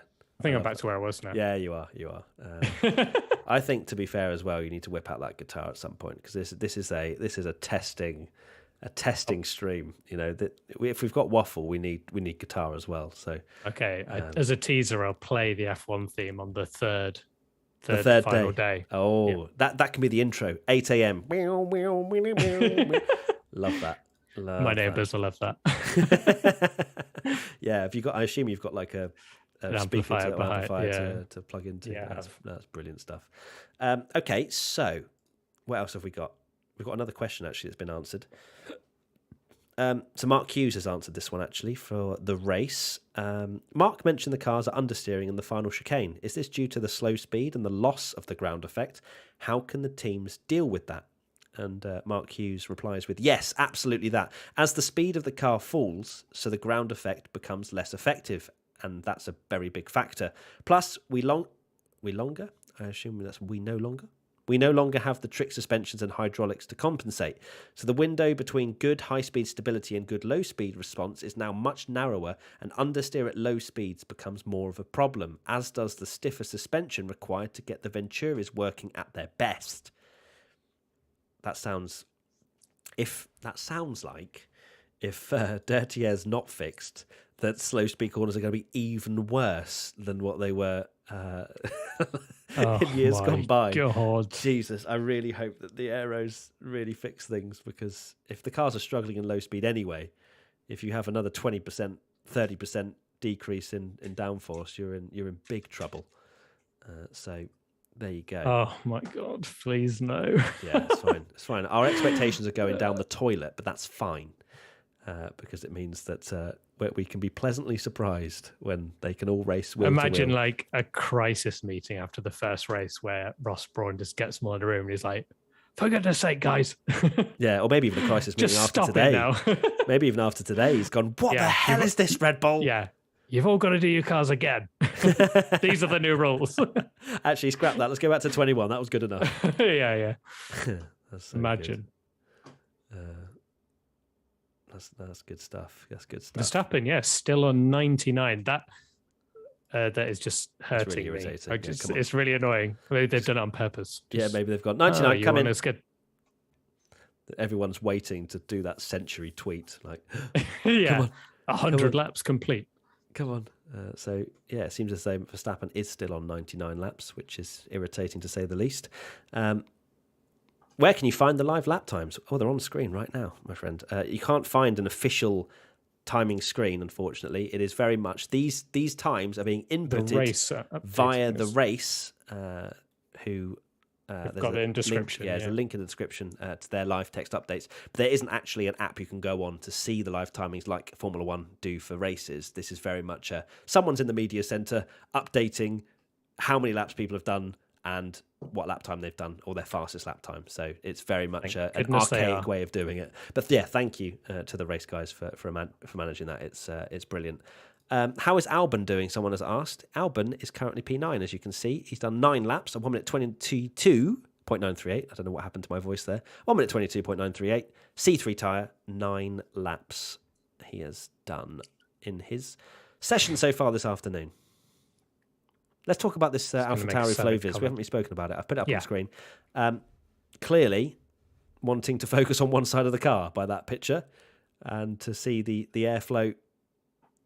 But I don't know, I suppose they don't have to cover both sides if it's a carbon copy both sides. But yeah, they've clearly decided to focus on the left side of the car with Yuki Tsunoda in the cockpit. And I just say for everyone that's like, Ferrari have done 100 laps. It's like, yeah, that's obviously the combined thing. So yes, the team has done 100 laps. Ferrari have taken the lead in the laps and also the fastest time. I am fanboying. 104 laps. Championship confirmed. Yeah, absolutely. I am already putting my life savings on Ferrari winning the world title. It's happening. So you'll bankrupt yourself as well as be crying the disappointment everywhere. But no, it's good stuff. So we've actually had 17 drivers out in some fashion over the course of today, which is a few more than maybe what we expected. Because originally I think there was 5 changes, but we've had Leclerc, Norris, Russell, Hamilton, Vettel, Tsunoda, Sainz, Verstappen, Alban, Alonso, Latifi, Stroll, Ocon, Mazepin, Bottas, Kubica and Schumacher all out at some point today. So the drivers we haven't seen, testing my knowledge here now, Perez, Gasly and spot the difference. Who's the one missing? Guan Yu Zhou. Zhou, yeah, Guan Yu Zhou for Alpine. But then that's Kubica. Alpha. Sorry, not Kubica. Kubica, yeah. So there is someone else that's missing. Surely. Somewhere. Who's missing? Ricardo. There you go. Because, of course, Kubica is not their lineup. So, yeah, Ricardo's missing. Yeah, so the only drivers doing the full day are Norris, Verstappen. Just Norris and Verstappen, right? Norris and Verstappen. Yeah, that makes perfect sense. Lovely. Good stuff. Can you tell we're doing this on the fly? We worked this out on the fly. Hope you enjoyed it. Let's find out who is on track with our Who is on track. I love how I'm just randomly just in the Slack chat. Who's on track? Tell me now. Tell me now. There you go. Lots of people are spamming like, Danny, come on, Matt. It's Danny. God, wake up. we have been talking for 5.5 hours. I can now see how difficult Yeah. it is. But to be fair, even like F1 testing for like Sky Sports, they will alternate who's in the commentary box. I was going to say, when they do Le Mans commentary on for things, someone will do like 2 hours and then swap. I think we have proved we deserve the broadcasting rights. Just saying. 100%. Yeah. I think we should have F1 testing. Do you agree, chat? I think that... I think everyone should, at F1... At F1... WTF1 the broadcast. Yeah, I think that's right now. That's fair. That's a fair I'll shout. I'll be checking those tweets at F1. Just give are they even WTF1 tweeting anything? Broadcast testing rights. There you go. But I think we deserve it, to be honest. I think we've shown the commitment to the cause. Another question? No, that's the same one. What were you about to say, Tommy? You about to say anything interesting? I was about to cough. No, I was about to say, yeah, I'm checking. I was checking to see if F1 even have sort of acknowledged just to let you know, this has existed. But... Sorry, Tommy. The Ocon isn't actually out this afternoon. So there's a rogue transponder that Glenn Freeman's letting us know on the timing screen, it seems. So Ocon is not out. It is only Fernando Alonso. So Alonso has done 68 laps so far. Has Alonso done 68 laps, or is, because Ocon's done 14? Are they actually? So Ocon. So it's so the timing screen, because obviously this is what we're showing, and the race will be updating. Ocon's laps should be added to Alonso, but they've obviously switched the sensor in the car or something. Yeah. They've done something to show it as Ocon. When it's not Ocon. So people on track right now are Hamilton, Tsunoda, and Alban. For those wondering. There's also a bit of insight there. Do we want to get that Red Bull picture up? Do you fancy that, Tommy? Sure thing. I will do that now. I feel like you were reading something and you were in. I'm sorry, I was Tommy muted. land. I was muted. Oh, wait. Okay. I was. Let me. So for those wondering, I feel like I need to kind of almost explain what we're doing for those that just joined, because, the people are dipping in and out, and I don't know how many new viewers we've had this afternoon. We've got The Race, who are our sister brand. They are very much on the ground. Katie hates that phrase. On the ground in Barcelona. Where we're getting lots of information, insight into what's going on at testing. We, of course, have social media where we're reacting to anything that we see there, as well as XPB images. They are taking pictures at the track, and we have permission to use them and show you everything that's going on. Well, not everything, but most things that's going on. As much as we can. As much as we possibly can, humanly possible, in this first day of pre-season testing. And, just to give you an overview. And if you are enjoying it, please leave a like. Please subscribe, because 1 million subscribers, you know the drill. It's coming. Please. It has to come. Please. We've worked for so long for this plaque. I need the plaque. Yeah. Which will arrive probably in 6 months' time. So, thank you very much, guys, for tuning in and enjoying this waffle chat with some insight, some bants. And it's great to have you along, as always. As I keep saying, because I genuinely do love all of you very, very much. Even the Red Bull fanboys that hate me for saying the side pod looks bad. Right, download. Let's put that there. There we go. Right, so got some insight from Luke from The Race. He says there's a massive beam wing on the RB18, the yellow part. It looks like it's trying to be an extension of the diffuser, which is shown in red, with a little gurney on the trailing edge, which is shown in green. So there you go. There's some easy to understand technical insight. Thank you to Tommy, as always, for being my beautiful copy and paste images into a template man. What do you make of that, Tommy? Any sort of... I want to hear your aerodynamic insight here, please, my friend. This is definitely beyond my my capabilities. I think it looks really wingy, personally. Yes, very wing-like. In terms of like the rear of the car, that's the thing that the team has always loved to hide, isn't it? I've been very fortunate enough to go into like an F1 garage and have a garage tour, and that's the thing. Like they take your phones off you, and they're like, you do not take any photos of the back of the car. they're happy for you to go around the front later on and take pictures, but the rear of the car is this really precious thing. But then, you've got teams. We've got our XPB photographers there that can just go, thank you very much. You're in the pit lane. I will take a photo. So, yeah, they're very protective over it, but I'm sure every team is looking at this. What's quite nerdy, and I'm sure just a funny thought, but the Formula One teams, I wonder if are on XPB images and all the image pages exactly like we are, looking at all their rival teams. I'm sure they are. Oh yeah, without a doubt. Going, oh, look at that, look at that, look at that. XPB coming in clutch with that picture. Oh, yeah. What have they done here? Yeah, like Mercedes and Ferrari, like, thanks for the rear Red Bull shot. Because they have to rely on images, don't they, at the end of the day? Because there isn't any filming, as far as I'm aware, or not a lot of filming in terms of that they can access. It's all about relying on the photographers. That's why teams have their own internal photographers that go out and snap other people's cars so that they can learn what on earth they're doing. Because, Ferrari aren't going to let you in to have a snoop around their garage. I'm sure they've all got their big old sort of barriers up when they work on the car. So it's fascinating to see all the different intricacies of the teams. Anything else on XPB, Tommy, recently that we can share? Because I feel like XPB, I'm sure, are smashing the images up there. So anything of interest that we can whack on for our wonderful viewers. And Glenn Freeman actually does confirm F1 teams pay their photographers to take spy shots. So there you go. I will just say shout out to @Jeff the Engineer on Twitter, @Jack Davison on Twitter, I can see you at @HasFanboy on Twitter, replying saying give WTF1 preseason coverage rights to F1. I can see you guys doing it. What are they replying to out of interest? They're just tweeting at F1. But it's funny.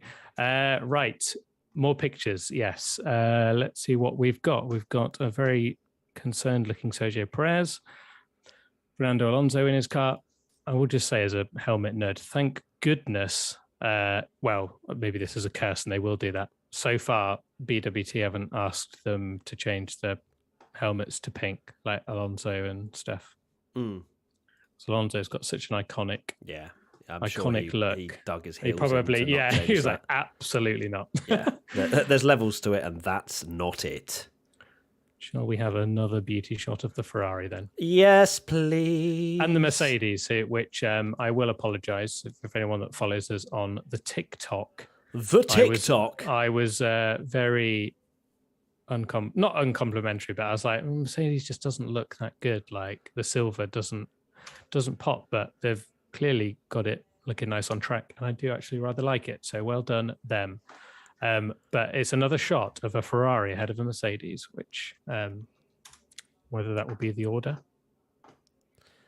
So the race on their live text update has confirmed that it's not Ocon who replaced Alonso. It is just Alonso in that car. Are we seeing Sainz rack up some more laps? We are 105 now. Verstappen still hasn't been out, which is very interesting. Well, it hasn't been out. I mean, he hasn't been out since his 90... Oh, no, he has. 103 laps. He's just updated. So Verstappen is out there and he's hit the century. So GG's. You know what I think they were doing? I reckon he'd gone in, he'd watched our stream, he saw that person that had painted the side pod and how much better it looked, and they've just been working on that for the last hour. Wow, hold on. Yeah. Wow, we need to make these cars look good. What a revelation. Oh, okay. Is that a Ferrari ahead of Mercedes again? I think it is. I'm going to... Yeah. Oh, yeah. Here we go. Not many pictures of Ferrari behind other cars. Which, to be fair, they don't need to test this year. They don't need to test that this year because they won't be behind anyone. I wonder... just they have the information now. The teams know if they can follow at least a little bit better. Hamilton will know in that car. Yeah. I'm sure they'll be asked, like the race and the guys positive. Over there be asking. Please be positive news. Please. I know. Please. The first, if we see the first quote that's like from a driver. Cars haven't improved. Yeah. Wow, I just drove behind, I don't know, a car for 3 laps and I couldn't get anywhere near it. And my tyres were like, destroyed, oh, no. and it's worse than last year. It's overheated. And oh, imagine if they say it's worse than last cry. year. I'll be messaging Ross Brawn with a very polite message. I'll be like, fix this now. Ross, fraud, am I right? Wow, that you really brought Twitter, didn't you, to that? Jesus, amazing. What else we got? Anything else in terms of laps? Alfa Romeo still on 19 laps. That is bad. That is bad news for Alfa Romeo, who apparently had fixed whatever was wrong, but clearly they've had another gremlin. Mick Schumacher's done 8 laps, so still 28 laps for Haas. Stroll has racked up 14 laps now. Alban's done 17. So, yeah, they're clocking up some laps, the afternoon runners now. Sonoda's done a grand total of 71 today. But, yeah, King. Verstappen and... so Red Bull and Mercedes, 2 laps apart in terms of their overall mileage. They're which is battling already. They're battling on the mileage. Lovely. Absolutely lovely. Is that still updating fine? Yes, it is. Good. I'm glad it is. Okay. Nearly 21,000 of you now. God, I love all of you. You're amazing. Thank you for joining myself and Tommy, the WTF1 founder. To be fair, I actually haven't said it's a separate video. We didn't. I'm sorry, Tommy. I'm sorry I didn't call you the founder. The WTF1 founder, Tom Bellingham. It's great to have both of you, you and myself together as besties, F1 besties, enjoying. It's amazing. And I hope you guys have also... I'd imagine the fact that you're still here is that you've enjoyed the waffle, I mean, there's literally been no coverage. And some of you have been sat here for 6 hours listening to us update you on a few times. I hope you guys will join us tomorrow as well once we clock off here in about 2.25 hours. Absolutely. I love all the pictures you've sent on. I was rushing to get some lunch before we went back on stream, but keep sending pictures of where you're watching and stuff, because it's awesome for us to see. Like, it's really awesome to see that you guys are watching from all over the world and just sending a picture like, oh, what, like, you know, doing this, doing that, or got you guys on my TV and stuff. It's very cool to see. Yeah, it certainly is. I'm seeing a lot of love in the chat as well, so thank you guys. It does mean the world. These sorts of things it's crazy to put it into perspective. How many of you are sat here enjoying the F1 non-testing with us as well? F1 non-testing. Yeah, I'm just coming up with every different phrase possible, to be honest, for this pre-season running, whatever you want to call it. Okay. There's now a blurry fast picture in the Red Bull. It's more blurry than the other cars, so that must mean it's quicker, right? Yeah, definitely. Technical analysis. Let's see what we've got here. So apparently the F1 teams that pay their photographers to take spy shots, that's the really good stuff that doesn't get uploaded to the websites. That's the stuff we don't get to see, unfortunately.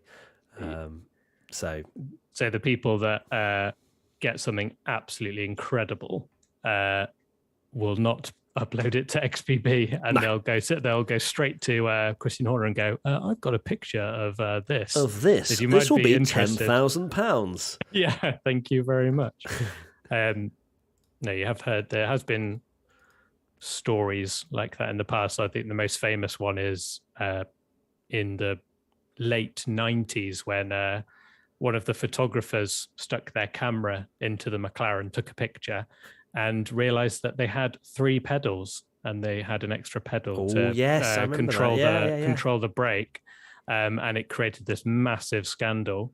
And all from a photographer that's tried his luck in Parc Fermé, threw a camera in there, and boom, exposed. I'm seeing some amazing tweets from you guys that are watching. Voodoo X07. This is a brilliantly constructed tweet. At F1, considering their hard work and ability to hold a crowd entertained for 5+ hours, I believe WTF1, Tommy WTF1, and Matty WTF1 have earned the forthcoming official testing coverage. Hashtag F1 testing. I'm retweeting that. That's amazing. There's another one as well from Chris Cassell. Sky Sports will give you millions of pounds as They're very good at what they do. They're Chris so Cassell's lovely. 01. Hi, Matt and Tommy. I'm really enjoying the test streams today. Just a shame I work nights and have to miss the rest to sleep. Oh, I hope you have a nice sleep, Chris.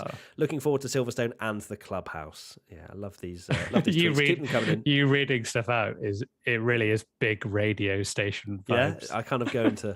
I'm loving it. Another one at F1 just gives WTF1 the rights to give WTF1 the rights to testing. 5 hours straight of commenting on a session they can't see and still being entertaining. Respect to Tommy and Matty. Thank you, Paul. Oh, I'm going to give it another retweet. Boom. There you go. Love that stuff.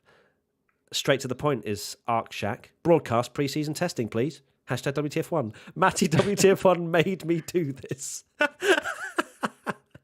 Oh dear, that's not quite what happened, but okay, fair enough. So I've retweeted a couple because that is very funny. Cool. So, have we got any other images? You've sent me something.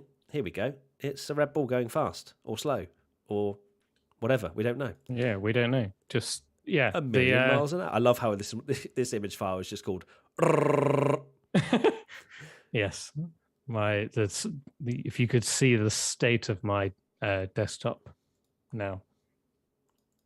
Covered in random files. Yeah, and I've just my downloads is an absolute state is all now of them as well. Yeah, it's just brilliant. Yeah. So that from my learnings of the Pirelli graphic would tell me that Verstappen is on the C2 tyre because it has the white bracket. Because it's going fast, it looks like a complete circle. I think that means that it's the C2 tyre. So there you go. I'm trying to think of if there's a team. Feel free to say in the chat that we've not covered too much. So I'm looking through the picture to see if there's anyone that we've kind of forgotten, not really given enough chatter to. Because obviously, if it was up to Matt, we'd just be looking at the Ferrari, and I don't blame him because it is very nice. I love how I replied to Marcus Ericsson earlier. He liked it and followed me. Bless him.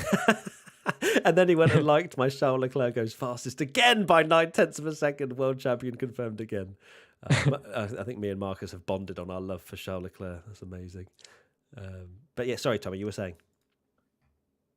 Just seeing if there's any teams that we've not really talked about too much. I'm looking through XPB at the moment. Okay, you have a look. I'm going to talk about that extra McLaren brake pedal that you mentioned because I've got a bit more information from Glenn Freeman. Thank you, Glenn. The photographer that you mentioned had been waiting a few races for the McLaren to break down on track because he'd noticed their rear brakes glowing on acceleration out of corners. Hakkinen and David Coulthard both broke down in front of him at the Nürburgring. David Coulthard left his steering wheel on, so the camera couldn't get in there, but Hakkinen left his off, so they got a clear shot. Also, David Coulthard's was a fourth pedal because he used a foot clutch. There you go. Wow, 4 pedals. An outrageous useless fact for you about the 90s. David Coulthard on doing a dance mat routine as he's driving around with 4 pedals. I'm just seeing I just see DC on an octopus. That's basically how I'm seeing it. Yeah, with 4 pedals. That's thanks for that. Another lovely message from Cam Sachs. Is that the one? If you just retweeted that, even though none of us can watch F1 testing, I'm having a wonderful time listening to Matt and Tommy chatting regarding the updates on WTF1. It's an absolute pleasure to have all of you along. It is really fun and genuinely, I can't believe we've been chatting for nearly 6 hours. Yeah. Insane. If you'd have told me that we'd still be live, but yeah, it's going well. I'm enjoying it. Yeah, tomorrow, Black. I've got no voice left. Tommy, Matt, I'm not used to talking so much. I'm just there I'm used to this. Katie on her own for an 8-hour stream. Sorry, Katie. Solo stream. Love it. So, have we got any more updates from the race? So, Verstappen is now on 106 laps and the first driver to hit triple figures, which is 110 now, actually. 110 for Verstappen.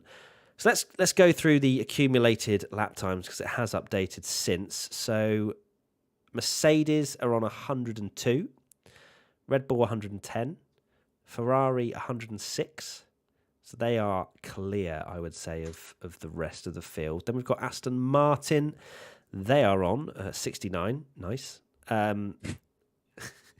To be done. Yeah, mate, you went away and both 2 drivers were on 69 and I was like, nice, and then nice again, and then the whole chat was like, nice. There was that stat, wasn't there, last year that Verstappen scored 69.69% of the points available, that which was is nice. That was very nice.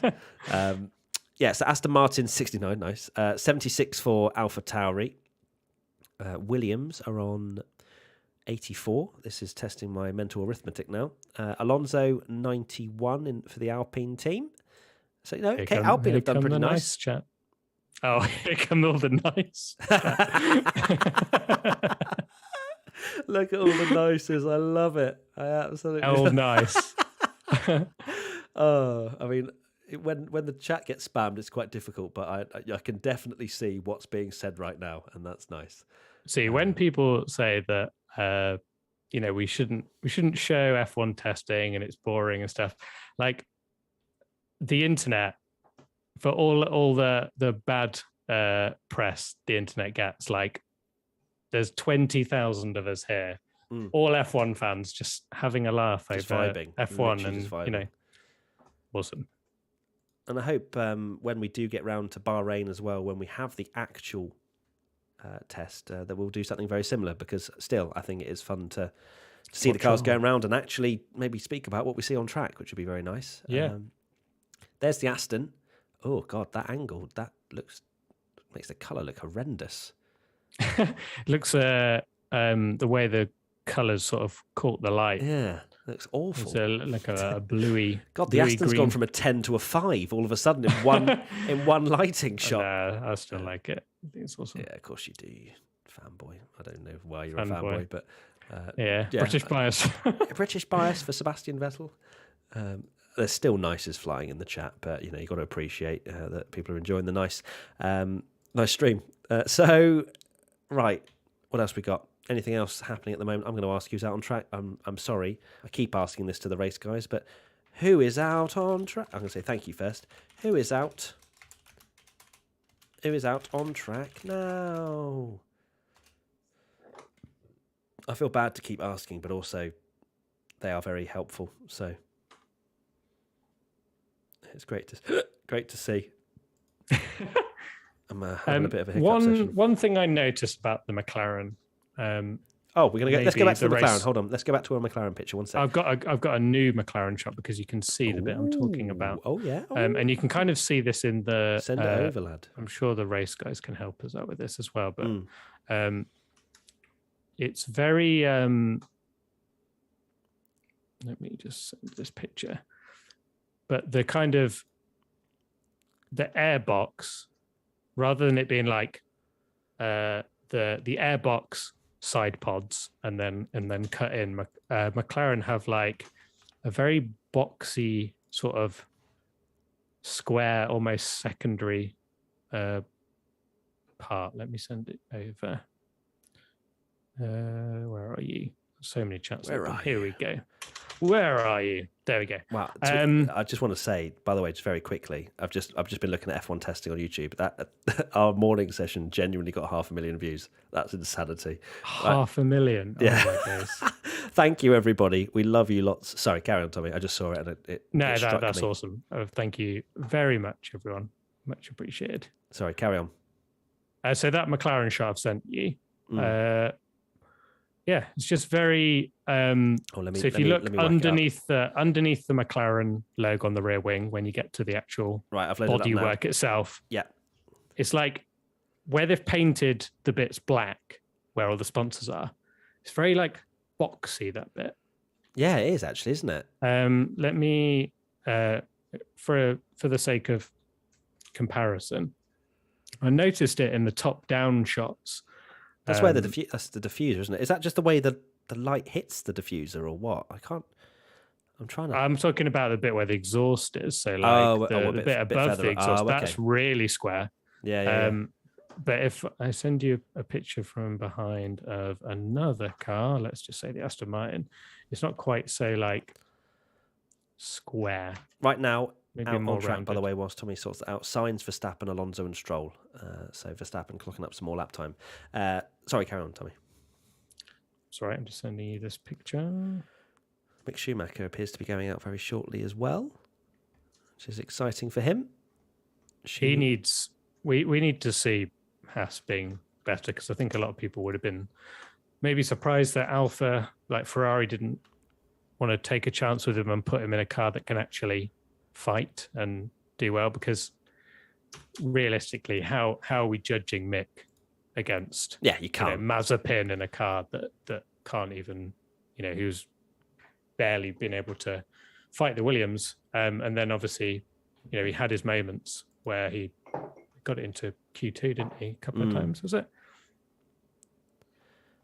Yeah, I believe so. Yeah, it was a Paul Ricard where he binned it but got through, and then can't remember which. I want to say Turkey, but I don't know if it was. Potentially, because that was a chaotic one. I'm not sure. Anyway, that is the. Yep, I've loaded up your image now of the Aston. So the Aston is, I'd say, more curvy. So let's just go between the two. McLaren, it's like, it's just that really big, boxy sort of. Yeah, no, that's a really good point, actually. Yeah, I was looking at the diffuser, and that looks pretty boxy as well. But like the fact, just by the exhaust, I see what you mean. Completely different to what the Aston has done. I wonder if I can find. It's one thing I noticed. I noticed it during F1, their car launch. I think it was. It was Turkey, apparently, according to chat. So well done. Oh yes, memory. I'm sure Korean Chandok tweeted it. Let me have a look. Frank doesn't think so. According that's Tommy's dog. For those wondering, is he moaning that you're not giving him attention? It's probably the case, isn't it? Yeah, it's like you've been here 8 hours. God, normally you just sit on the sofa and give me fusses all day. Okay, so you're finding that. What else? Right, so. Just to sum up, the race have done a nice little summary, which I'll share with you now.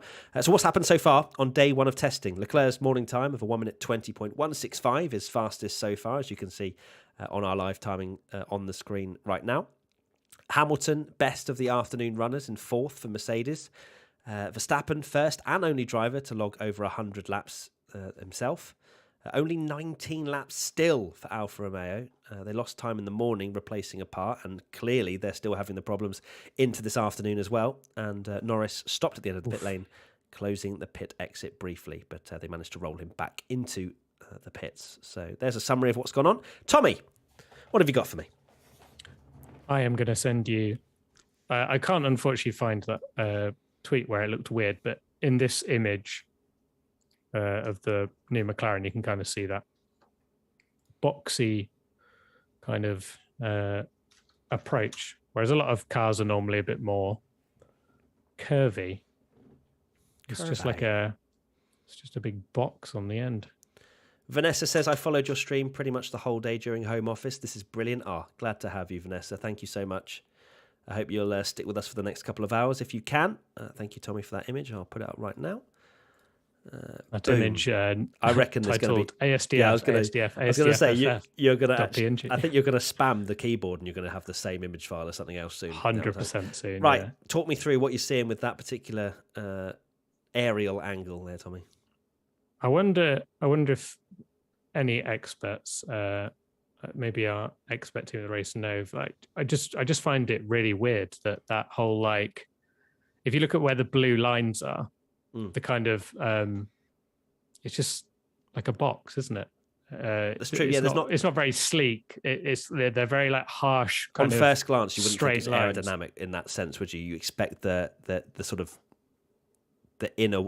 I don't know how you would even say it. Like it usually cuts in, doesn't it? Like for example, the Ferrari and the way in which that side pod is designed. It's really aggressive, like dips into the side pod, whereas that, as you say, is a really good point. It just looks very boxy.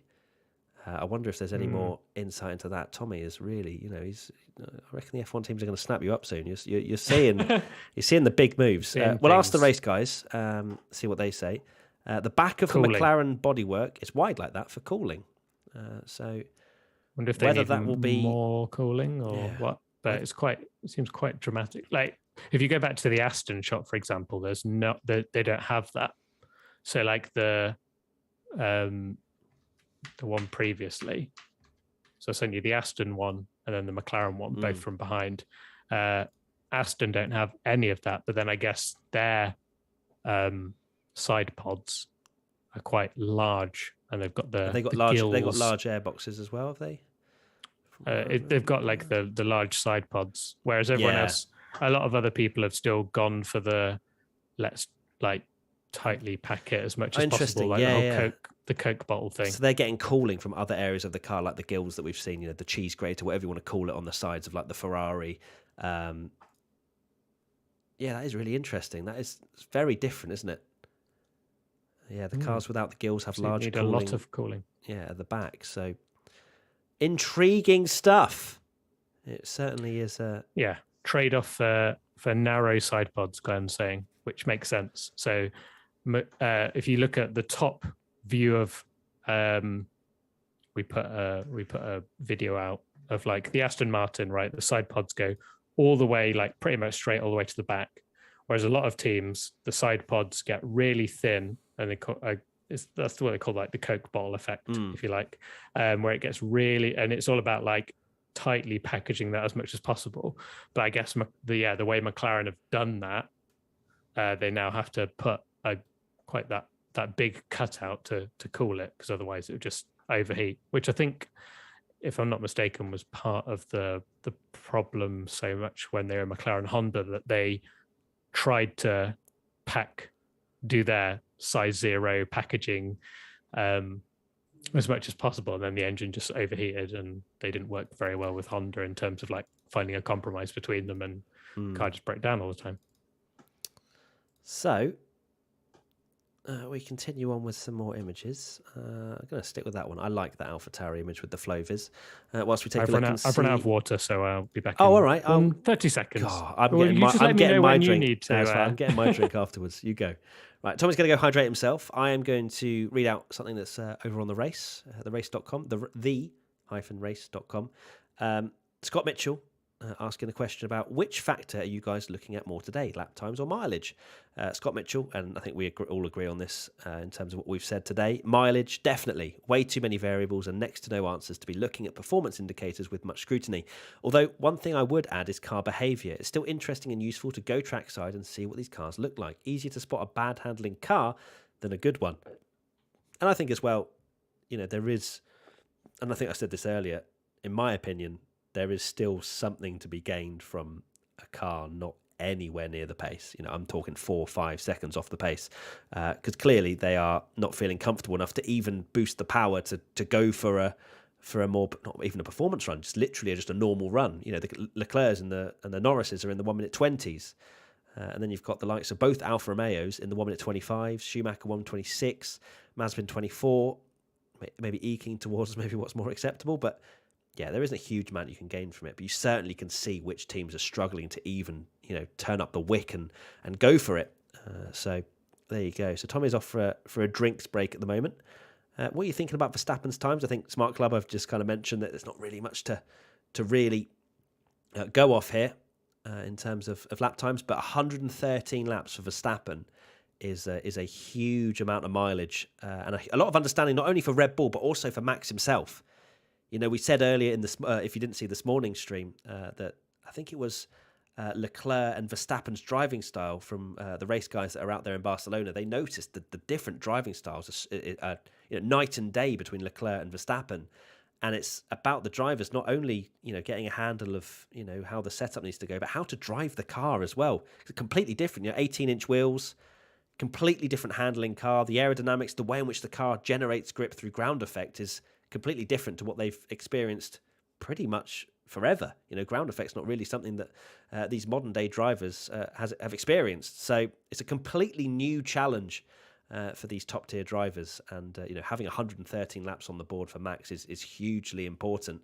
And you'll be expecting to see the likes of Hamilton rack up 70, 80 laps like Russell did this morning to get a similar-ish kind of feeling for the car. But right now it says Hamilton's still on 25 laps in that Mercedes, which, with less than 2 hours to go, you're wondering if he's going to get anywhere near a century of laps. We don't think so, because only 25 at the moment. Seems like Tommy's gone to a brewery. Oh no, he's back. He's finally unmuting. I thought you'd gone to. I was just letting you finish. Yeah. Right. Okay, you are there. I thought you were squeezing the apples from the tree or something. But yeah, I'm going to go get a drink now. Maybe go to the toilet, have a little break. I'll be back in a couple of hours. Put this Alfa Tauri picture up. Oh, another one. There you go. Okay. I've sent you a nice Flaviz shot. Oh, we love to see that. Right, let me whack that one up. Boom. Okay, you talk about that. I'm going to go get a drink, go to the toilet, and I'll be back shortly. Lovely. So yeah, Alfa Tauri with the old Flaviz paint. And if you can see that, you can see that airflow going under the side pod where all those green flashing paint splatters have gone. And then obviously, they throw that paint on their drive out and then they can see. And I mean, it's very clear from that that's exactly what they want it to do, I'd assume, going straight under the side pod, which is the point of that. But looks cool. I like the Flaviz. Maybe that Alfa Tauri livery, maybe just needs some Flaviz on it anyway. What do you guys think? Just have that as the livery. Put like a crazy bright color on it to make it cool. Let me have a look at the timings because I haven't had a look at them in a while. So no one is topping Leclerc at the moment. Still a 1:20.1. Obviously, he's not on track. It's Sainz. Sainz's best time, 22.1, although he's on the C2 tyre. Not done as many laps. What are we on? So he's still got nearly a couple of hours. Mick Schumacher is on track now in the Haas. We'll share a picture when Matt comes back from his break. But Alfa Romeo, not great. Struggling. It's kind of the worst of both, them being 14th and 15th, pretty much bottom of the timesheet. And you go, oh, well, at least if they get laps in, and they haven't got any laps in. So, Bottas with only 10 laps, Kubica with just 9 in the morning.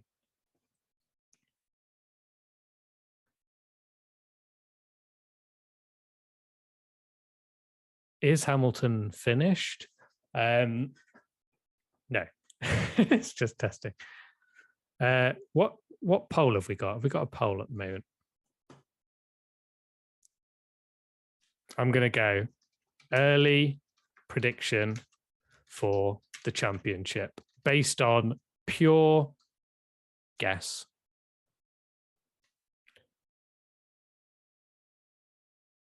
Let's go the top 3 and then someone else. So Mercedes, Red Bull. Maybe specify for the championship. Someone else. There we go. So based on how long have we been doing this? 4, 5, 6, 7. Yeah, 6 hours of testing. Who are we going for? Is the Ferrari hype? Let's see this Ferrari hype. Wow, 46% early on, 1,000 votes. It's like our own little race. And let us know in the chat as well, because obviously someone else might be McLaren, might be Haas. I'm sure. Ferrari gang. El Plan. Alpine, yeah, maybe not looking that impressive at the moment. We shall see. Ferrari, big hype from Ferrari. I will just scare you all while Matt's not here. And Ferrari, let's not forget, Ferrari ended up, what was it, 2019? Yeah, 2019. Whether they had a legal engine or not, we don't know. But they were very, very quick in testing, and everyone was just like, Ferrari are the team to beat. And then Mercedes were 1-2 in the first 5 races, I believe, or very close to that. So we have seen it before where Ferrari have been quickest in testing And they were very quick, but they didn't make the most of it. So, but it seems nearly half of you are on the Ferrari hype train. It is a very early bold prediction. Timing has updated on the race. Excellent. It should appear for you. If not, when Matt gets back, it will appear for everyone to see. No one. Okay, so Hamilton's popped in a closer lap to George Russell now.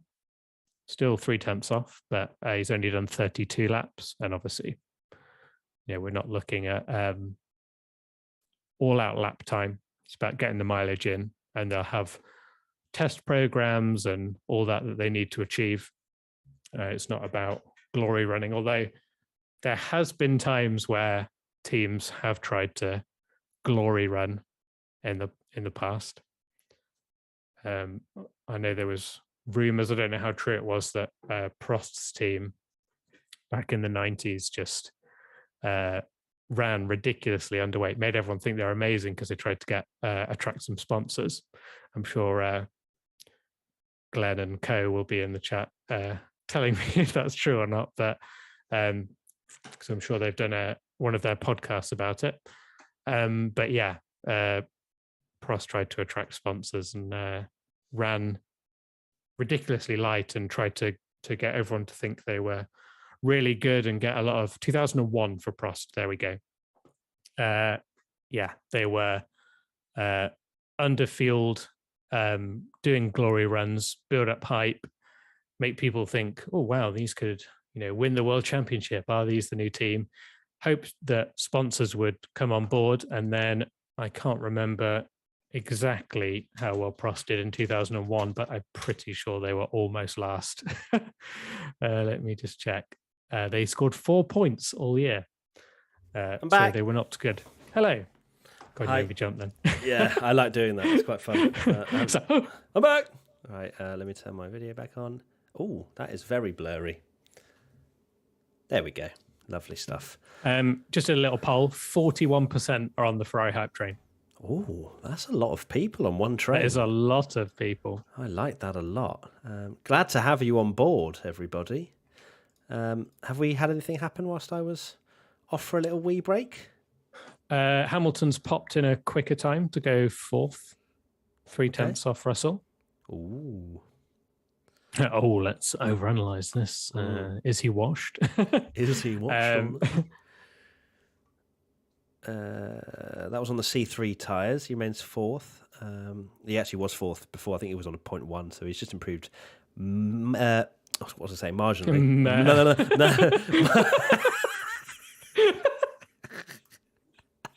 I'm so confused what you're doing there. It's like, why are you mooing?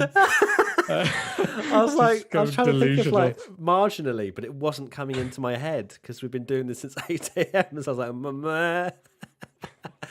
Oh God! You can tell we've been speaking for far too long, but it is great to have you all here. I'm not going to lie. Oh no, this chat is still spreading rumours about people crashing. That's good standard stuff. Shout out to R-Done0 as well, who's moderating the chat and getting rid of some idiots. So well done, R-Done, for doing that. Much appreciated. What else have we got going on? There's a question Mark Hughes answered.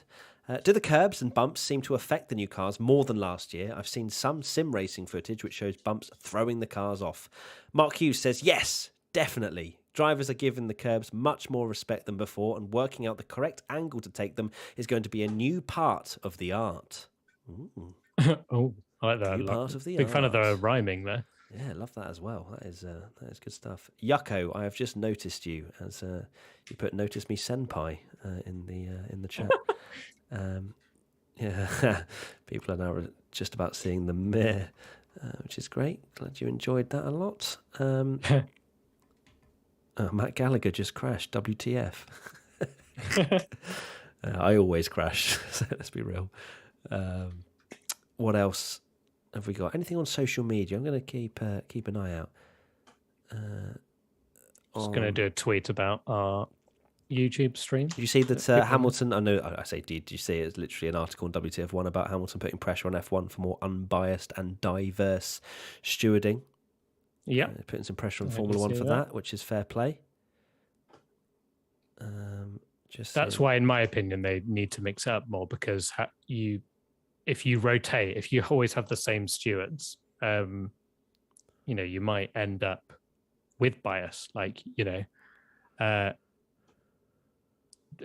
however much you try and remain unbiased, that's why they're not always right, but they rotate referees in football or something, because however much that you try and do your job and be impartial, there'll always be a little bit of bias. Like you can't not, and there'll be certain things that you don't even know you're doing. So they need to rotate stewards, in my opinion. Yeah, it's an interesting one, isn't it? It's difficult because on one side you're like consistency, having the same stewards could be beneficial, but then I don't think there's many stewards that would be able to commit to a 23 race season anyway. So it is a difficult balance to get right. But as long as the rule book is clear, stewarding shouldn't be that difficult. But that is a difficult question and a difficult task for Formula One apparently to get right. So alas, we wait and see. If I'm interested to see what the precedent will be for this year. Now we've got new race directors. Michael Massey kind of went on his own little path as to what he found acceptable over each race weekend. It seems as though I can't remember his name, but one of the race directors does not like anyone exceeding track limits, like full stop.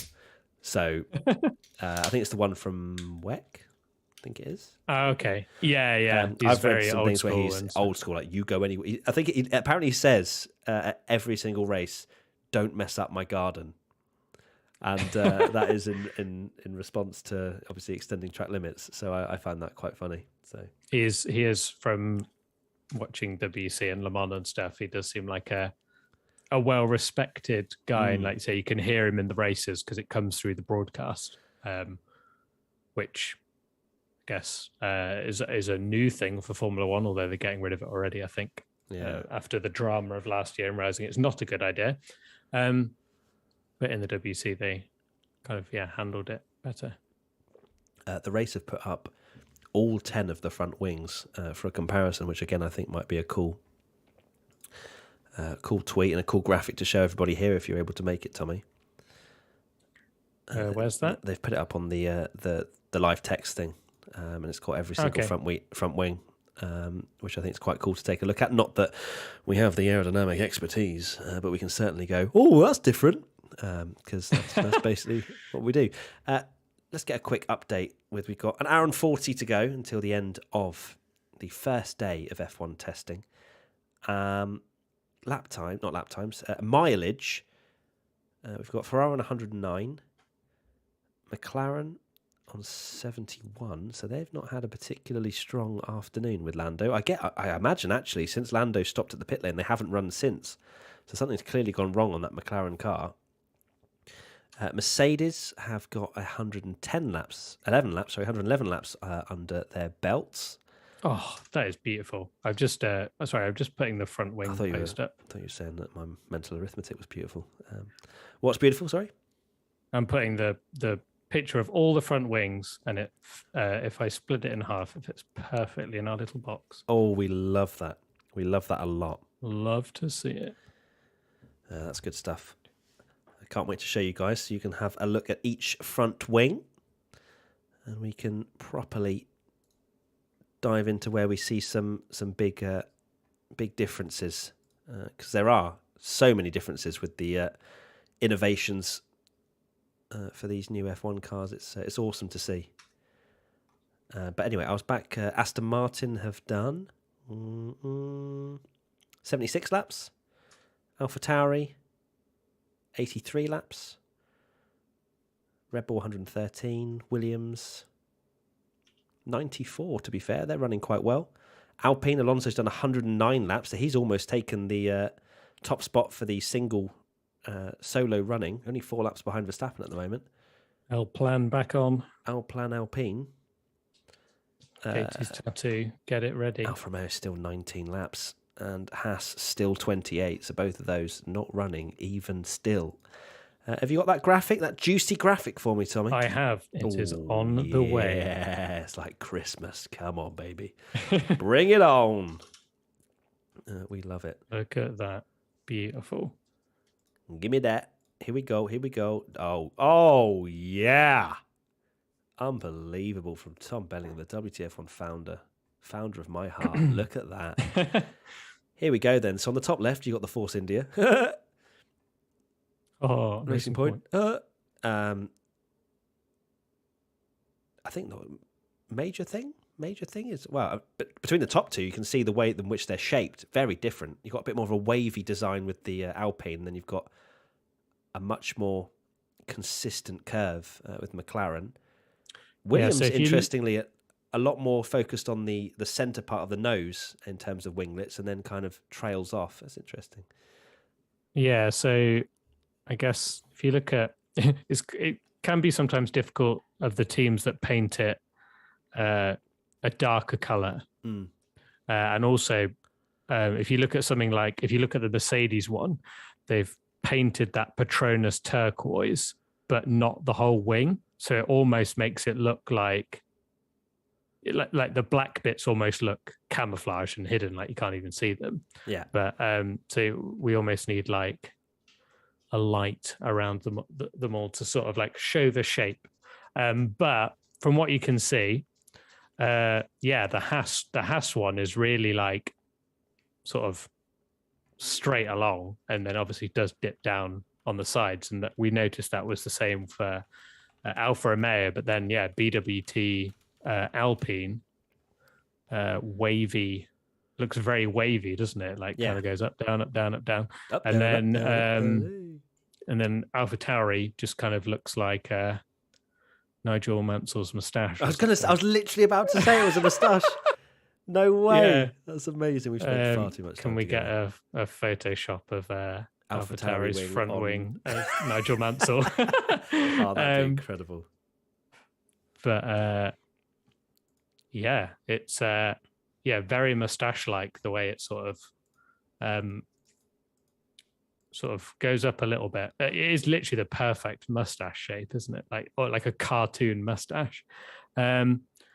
Ferrari's looks more Haas-like, I'd say, in it's like quite flat and then sweeps down. Yeah, I mean they are. Ferrari are Haas's technical partner, aren't they? So they get bits and bobs from them. Alfa and Red Bull are very similar as well, I'd say. Red Bull Williams, I'd say Red Bull's and Mercedes. It is moustachy. It's the colour's difficult to differentiate a little bit. Yeah, exactly. It's a bit flatter on the bottom side of the nose as opposed to the AlphaTauri, isn't it? Where it comes in, it's a bit flatter. Yeah. That's interesting. But it's amusing how like livery paint can really throw you off a livery, and obviously, off the technical things. The video we did about what teams hide, and McLaren painted all their aero parts black, and I know that's a thing that teams want to do. Anything aero and you want to hide, you paint it black.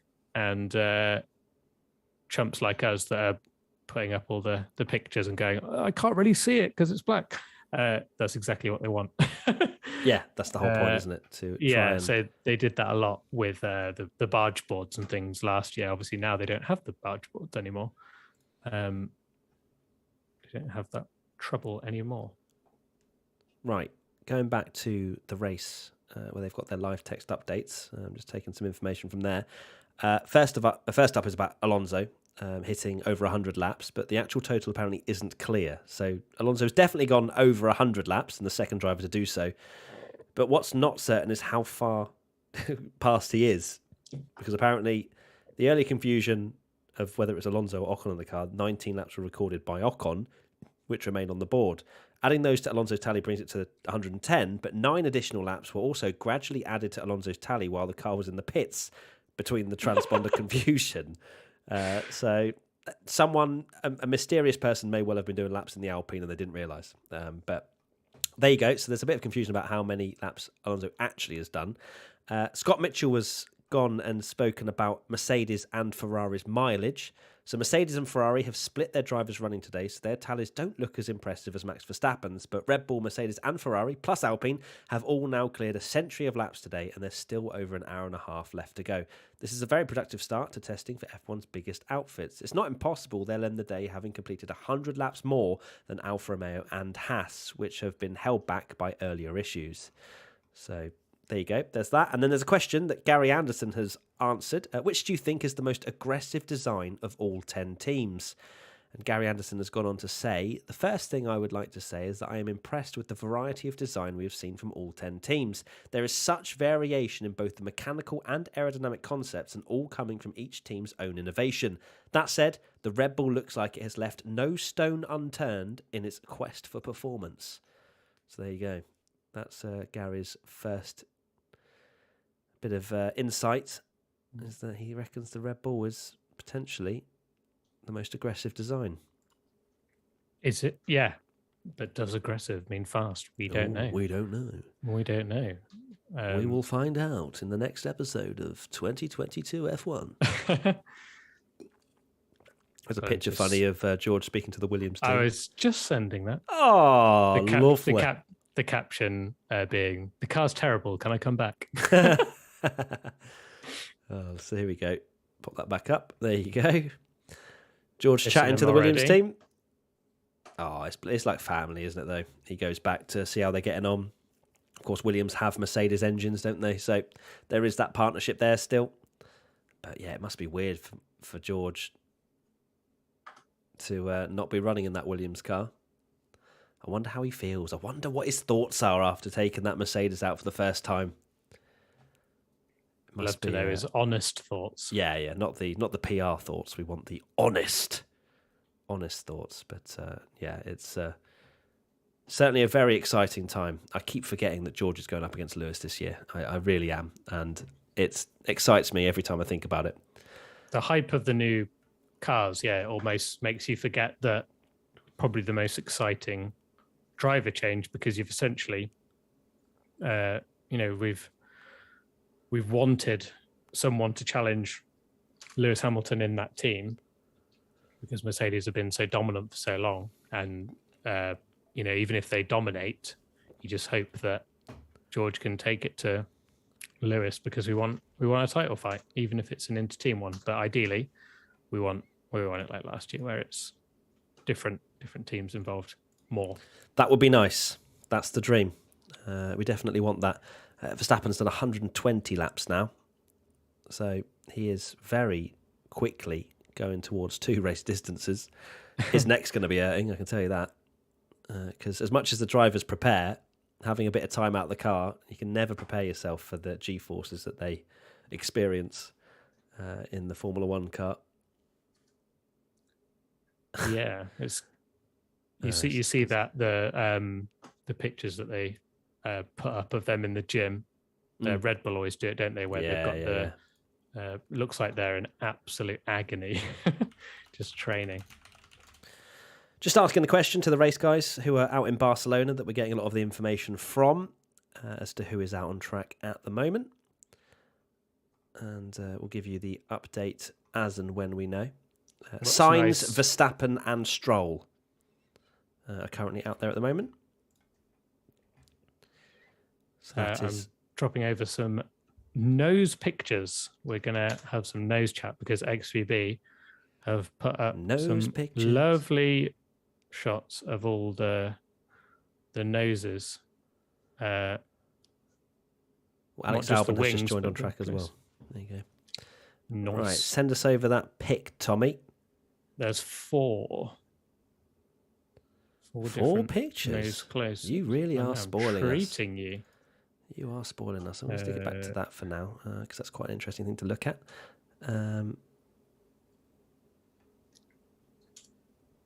And yeah, for all the talk of these cars will be the same. No, sorry, we're doing that first. Yeah. So you know how we were speaking about the AlphaTauri and Nigel Mansell's moustache? Our graphic designer Ollie, who works for us, he's made it. So we're going to show that first, see what you guys think, and fantastic. that is amazing. Hang on, right, stick that in and let's get that. Oh, that's really good. Now this is WTF top right quality here. content. This 20,000 is over the 20,000 content have tuned in to what- see to Nigel see. Mansell with an AlphaTauri front wing and his moustache. Hang on. It's coming. Don't worry, guys. It's coming. Tommy's Don't making worry. it as You just fast got as to he can. build the The suspense, suspense. yeah. And then they'll go, oh, it looks nothing like it.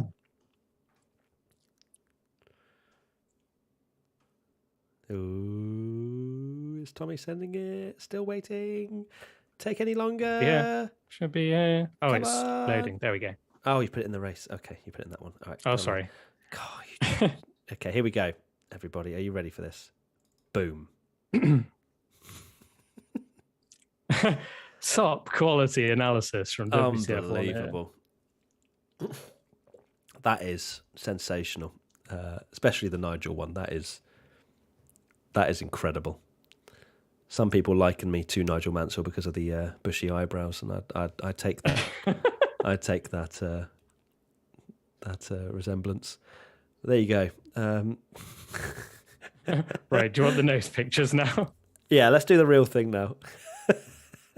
The real nose shots. Chat are enjoying it. Oh, look, the reactions are coming in. Oh, the chat's amazing. There we go. Oh, that's good stuff. Right, yeah, send us the real stuff now. That'll be good. Will do. There we go. I'm just going to put that on Twitter, actually.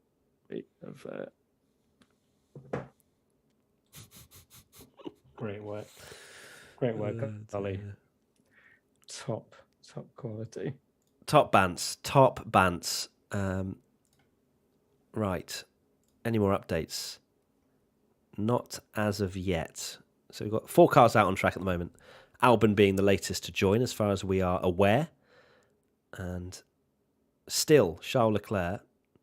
And to be fair, the 3 morning runners clear at the top, the only 3 in the 1 minute 20s. Hamilton is the fastest of the afternoon runners in a 1 minute 21.032. Here's Tommy. He sent me. Ooh, okay. Very different. And this is what we want to see, like boom, the differences. boom, and we can, even the non-technical experts can see. Here we go then. Here. First up, we have the McLaren. That is a nose. That is a weird looking nose with a little slot in it. A little slot. Lovely. Don't have much to say about that one. It's very zoomed in. Can't quite tell how that. Then we got the. Look at that. The Ferrari looks much neater. Although it is weird how it kind of goes down. It's not like rounded at the end, like I guess the Merc. So it's got that sort of like from the McLaren. The Merc, I mean, that is incredibly zoomed in, but you can see that. Yeah, there's no real arching like we saw with the Ferrari, and then AlphaTauri. Yeah, it's amazing how they have AlphaTauri, like the nose goes, like further down. Yeah, the hole in the nose is underneath. It's almost like a mock nose that they've kind of painted it above it, and then the wing comes out rather than underneath the nose or from the side. It comes out like halfway through it. Yeah, that's fascinating. That is, especially the difference between the McLaren with the hole there, and then obviously the wing underneath in the other one. AlphaTauri's underneath. So I mean, obviously we don't have a huge amount of aerodynamic insight to give you there, but it's interesting to see the differences. We're not going to pretend we know blooming everything.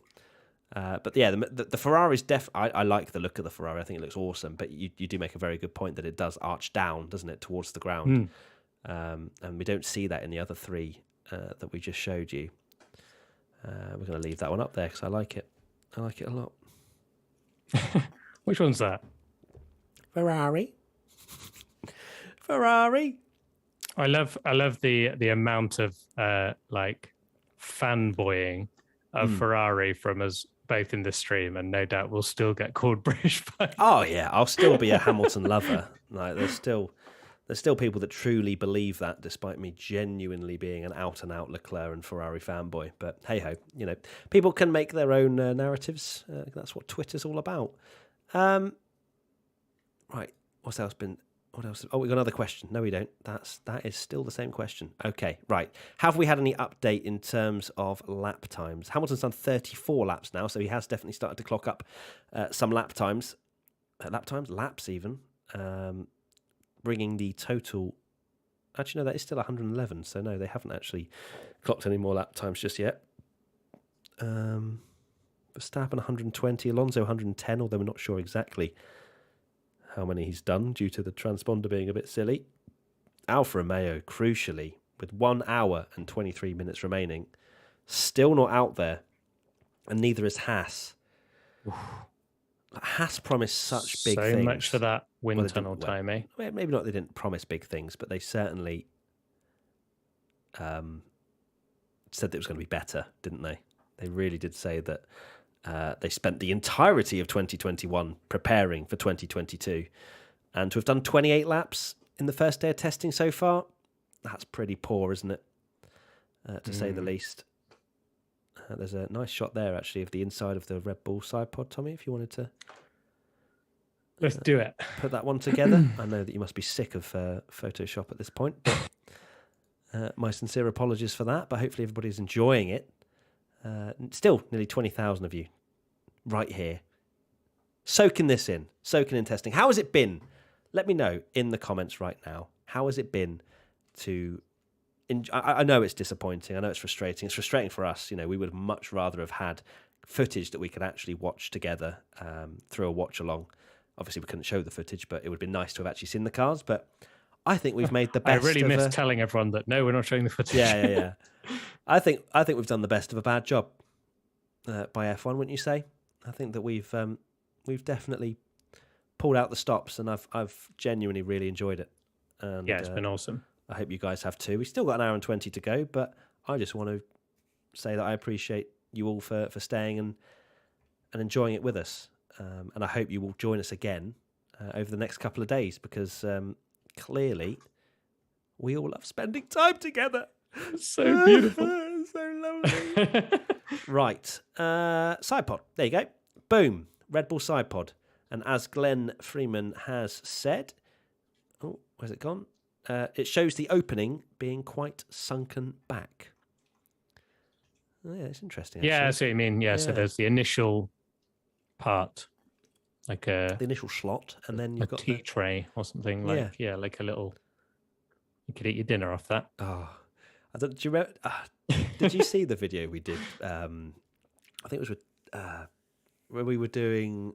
I think we were comparing years of front wings and stuff, and then I was like joking about like it being a party zone and stuff. Did you ever watch that video? Yeah. Like, oh, that's when we did. Here's the front door, that. and yeah. That just reminded me of that. Very niche. Probably about 5% of the people watching have seen that. But thank you, everybody. I can see a lot of your positive comments about this live stream. It is very much appreciated. We're not going anywhere just yet, don't worry. We've still got an hour and 20 minutes to go, and we'll keep you updated as to what goes on in Barcelona. Scott Mitchell, actually, over at the race, live text, has answered the question, which I'll share with you. Just wondering if the test chassis, engines, and other components are entirely separate to the team's allocation of parts and maybe budget for the year. Oh, sorry, no, that was a question. Just wondering if the test chassis, engines, and other components are entirely separate to the team's allocation of parts and maybe budget for the year. I'm assuming to a point, yes, but you know what they say about assumptions. Cheers. Scott Mitchell says, simplest way to answer this is that basically there are no allocations in terms of physical components, but it does all come out of a team's budget cap. So you can use 20 gearboxes in testing if you like, but you'll be paying for them. Teams will want to keep component use to a minimum to save budget, and the chassis used here will almost certainly become a race chassis. Very interesting. Eh? I mean, I would argue that Mercedes, and this argument kind of comes from, I've heard a few people say it, that like, if you can, say like an engine penalty is a they've done it to keep the cost down. Yeah. Mercedes aren't going to care about the budget if they want to win the World Championship. Like, they've got the money to do that. And, we even saw the talk of in Brazil that they could have done that every race, stick a brand new, insane, spicy engine or whatever Toto called it. Every race, start at the back, and they'd still have won. And it just shows that, they will want to save budget, but I guess there is the cost cap now, so there's only so much they can spend. It's such a fine line, isn't it? It's a fine line because they want to test it. Like, this is the optimum time for teams to, try different designs and see if things work. Because at the end of the day, they can't be too cautious, otherwise they could get to round 1 in Bahrain and not understand the car fully at a race or qualifying trim. So it is a really difficult thing for the teams to get their head around, and it just shows that the mileage, and if they can do that mileage on on one engine, one gearbox, etc., obviously that saves a huge amount of money moving forward. But at the same time, if you don't push the components, you don't know if it's going to fail down the line. So yeah, there's a lot of things. I don't envy being an F1 strategist and team member, working out what they're going to use and how they're going to use it, run plans and things like that. It's all very, very detailed and planned well in advance. That you'd imagine there's only a few teams that really have been able to go through that run plan probably to the T, and that's Mercedes, Ferrari, and Red Bull. The teams that spend the most money, but they can't spend too much. 140 million, is it this year? I think when it goes down by $5 million each year for 3 years or something. I think it's 140. I may be wrong on that, but don't quote me. Let's see, has it updated so far? We've actually got another team that's hit 100 laps, well, over 100 laps. So Alex Alban has done 38, and Nicholas Latifi 66. So to Williams. They have reached over 100, as have Alpine, Red Bull, Mercedes, and Ferrari. The two stand-ups are obviously Haas and Alfa Romeo, who comes in 8th place in terms of mileage at the moment. I would imagine maybe Aston Martin. Aston Martin's on 80.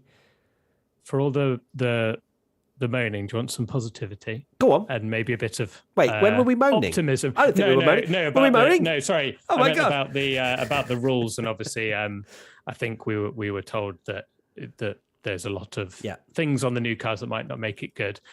Chris Medland's just tweeted from the side of the track. He says, Sainz has been following Verstappen closely for a number of laps now, sitting well within a second for the past 3 or 4. There is hope. Ooh. Please. I mean, they're 4 seconds off the pace of what they'd usually do, but yeah, but please. I know we can't analyze it too much, but I thought that was a bit of positivity after love that, Tommy. I'm just waiting for the tweet where it's like, I've just seen Sainz and Verstappen go side by side for 5 laps. That's when we know the regulations have worked. Okay, so I'm here for it. Where do you look up this info, says Marcel? Well, our sister company, The Race, out in Barcelona, they're doing live text updates, which is in the description below. And we're essentially keeping you up to date with what they're saying. Also, any images that we get sent by the company XPB that we have a partnership with. And also just keeping an eye out on social media, etc. Just all the angles we're keeping an eye on. Tommy, is there anything on XPB that's of interest? Dean Brander, is Matt sponsored by Rio? If not, why not? I would love to be sponsored by Rio. Drinking a Rio right now, Tommy, because that's why they're questioning it. It's a great drink. Not sponsored though. Rio, please hook me up. Sorry, Tommy, carry on.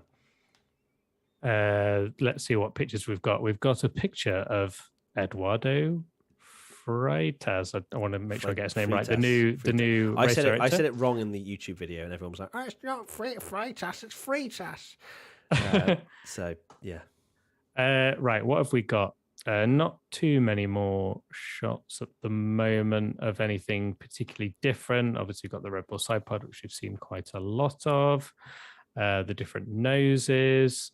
Hamilton in his car with his awesome helmet. Whilst you're looking at that, I'm just going to answer the question that people are asking. What do you mean by a sister company? Well, essentially, us and The Race are under the same umbrella, so under the same company, known as The Race Media. So The Race Media own both The Race and WTF1, so we work together.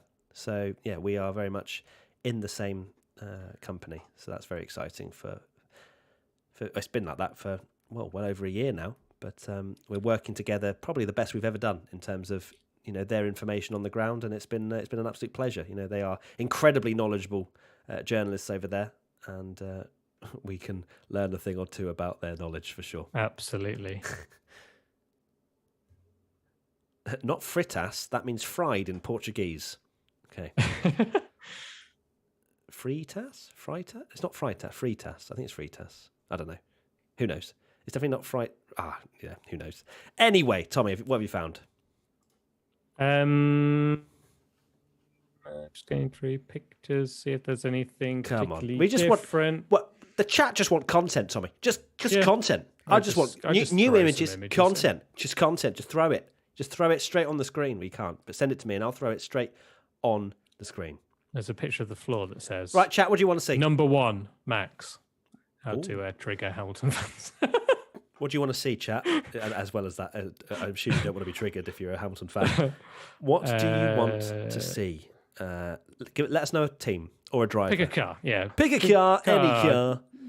Roll up, pick a car, any car. £2 a spin, here we go. And we will see what people... Freitas. Yeah, Freitas. It's Freitas. Okay. Not Freitas, like I called it in the video. Whoopsie. Show us Hamilton, says Wildcat. Okie doke. There's Give an us awesome shot Hamilton. of him in his car. Oh, lovely. With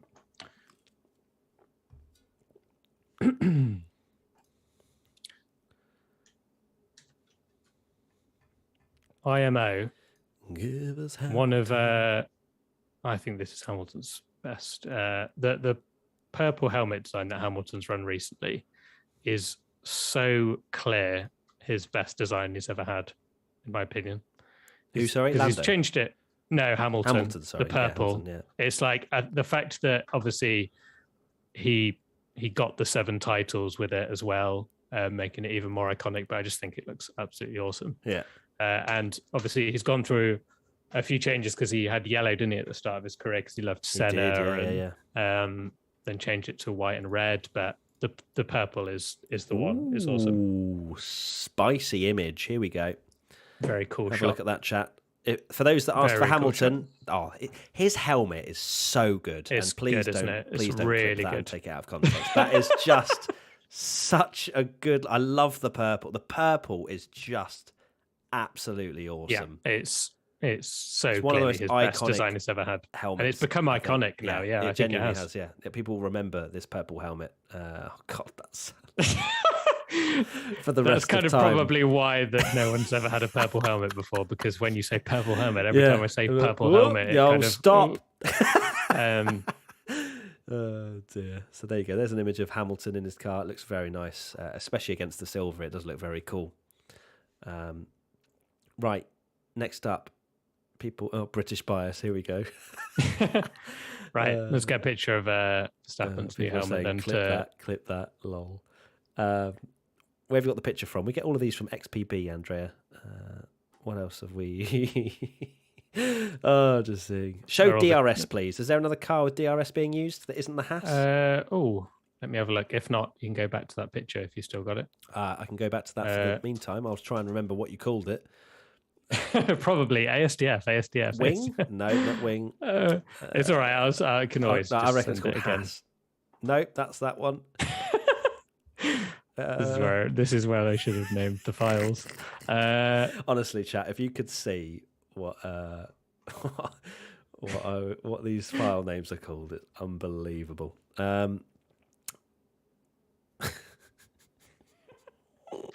I have so many images. Right, let me just. There's one called Haas. No, that's not the one. Okay, we'll just show this. It's all right. I'll. You'll sort something out. No worries.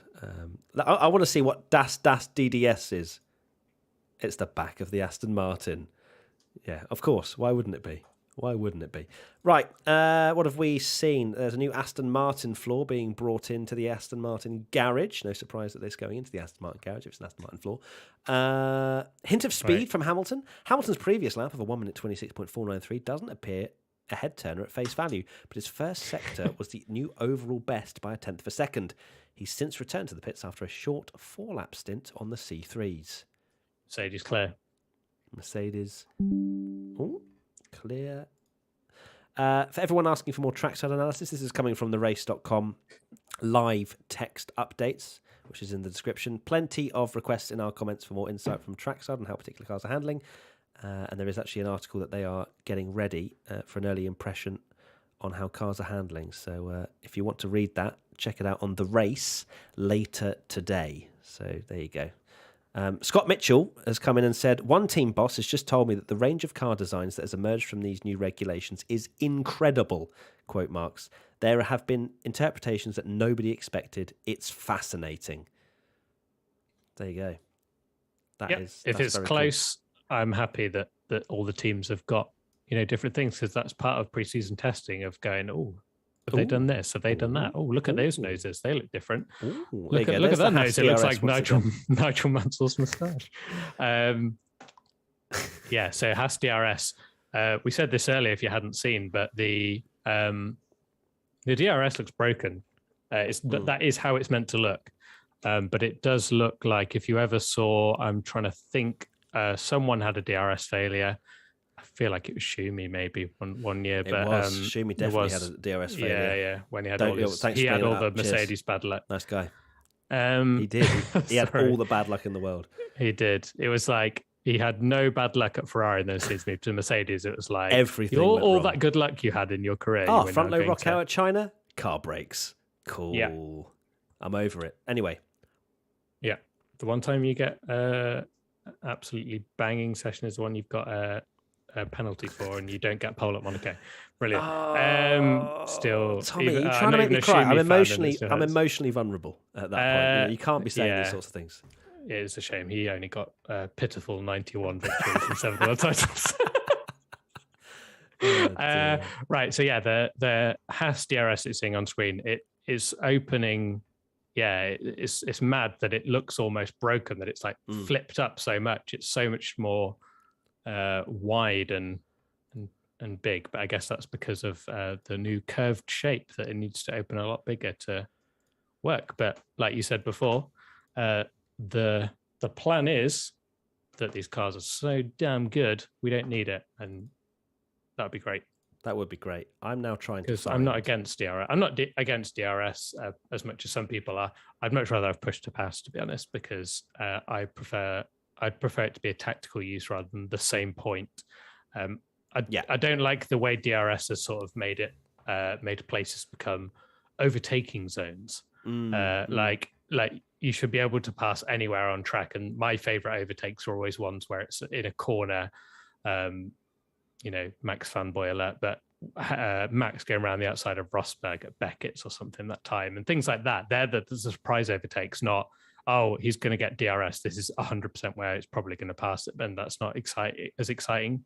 Like, that's very true. As a surprise overtake, you want to see, if you think of like legendary overtakes, it's almost like the surprise of it happening. Yeah, you just send one, don't you? That's why I was a massive fan of Kerrs. I think that was, you had not only the ability to attack with Kerrs and, 7 seconds of energy to deploy whenever you want over the course of a lap, but also you had 7 seconds if you're the defending car, and you might activate a couple of seconds of that thinking that the car behind is going to go on an attack in a certain area, but they're actually saving it for a shorter straight that you may not think is an overtaking zone. So I was a big fan of Kerrs, or, you could call it kind of push to pass in some regard. Yeah, it kind of was, I guess, because... Yeah. Push to pass button. I'm good. I'm going to do a poll. A poll? What would you rather have in F1? Push to pass button, DRS, or nothing? Neither. Yeah. God, we're so in sync. It's disgusting.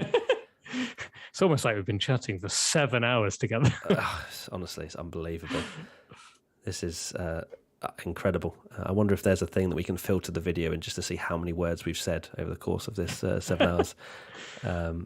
Yeah, when I ended the other live stream, we got the views of, where it says like watch time or something. Words said. Let's see what people are saying on Twitter.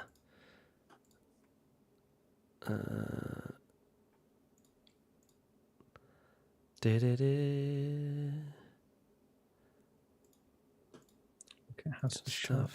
what people are saying. Right. Let's continue on, see if there's any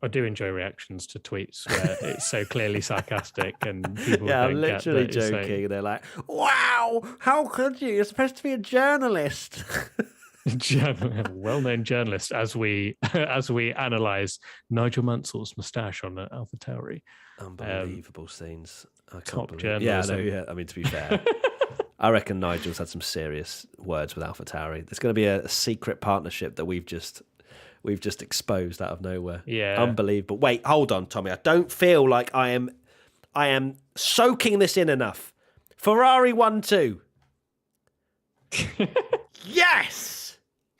Day one of not even real testing, and I am honestly, the train has left the station. If you haven't bought your ticket yet on the Ferrari hype train, you better try and jump on the back because it's leaving the station, okay? Yep, stop the count, Mirko. I completely agree with you. This is unbelievable. Absolutely incredible scenes. I'm done. Honestly, this is it. What do you have to say, Tommy? Verstappen's washed down in 8th, over 2 seconds off the pace. Like, are you going to officially be a Ferrari fanboy now? No, I will not. I will definitely. I won't be sad if Ferrari are very good. Let's say that. But no, joking aside, I will. I will be a Dutch fanboy till I die. Fair.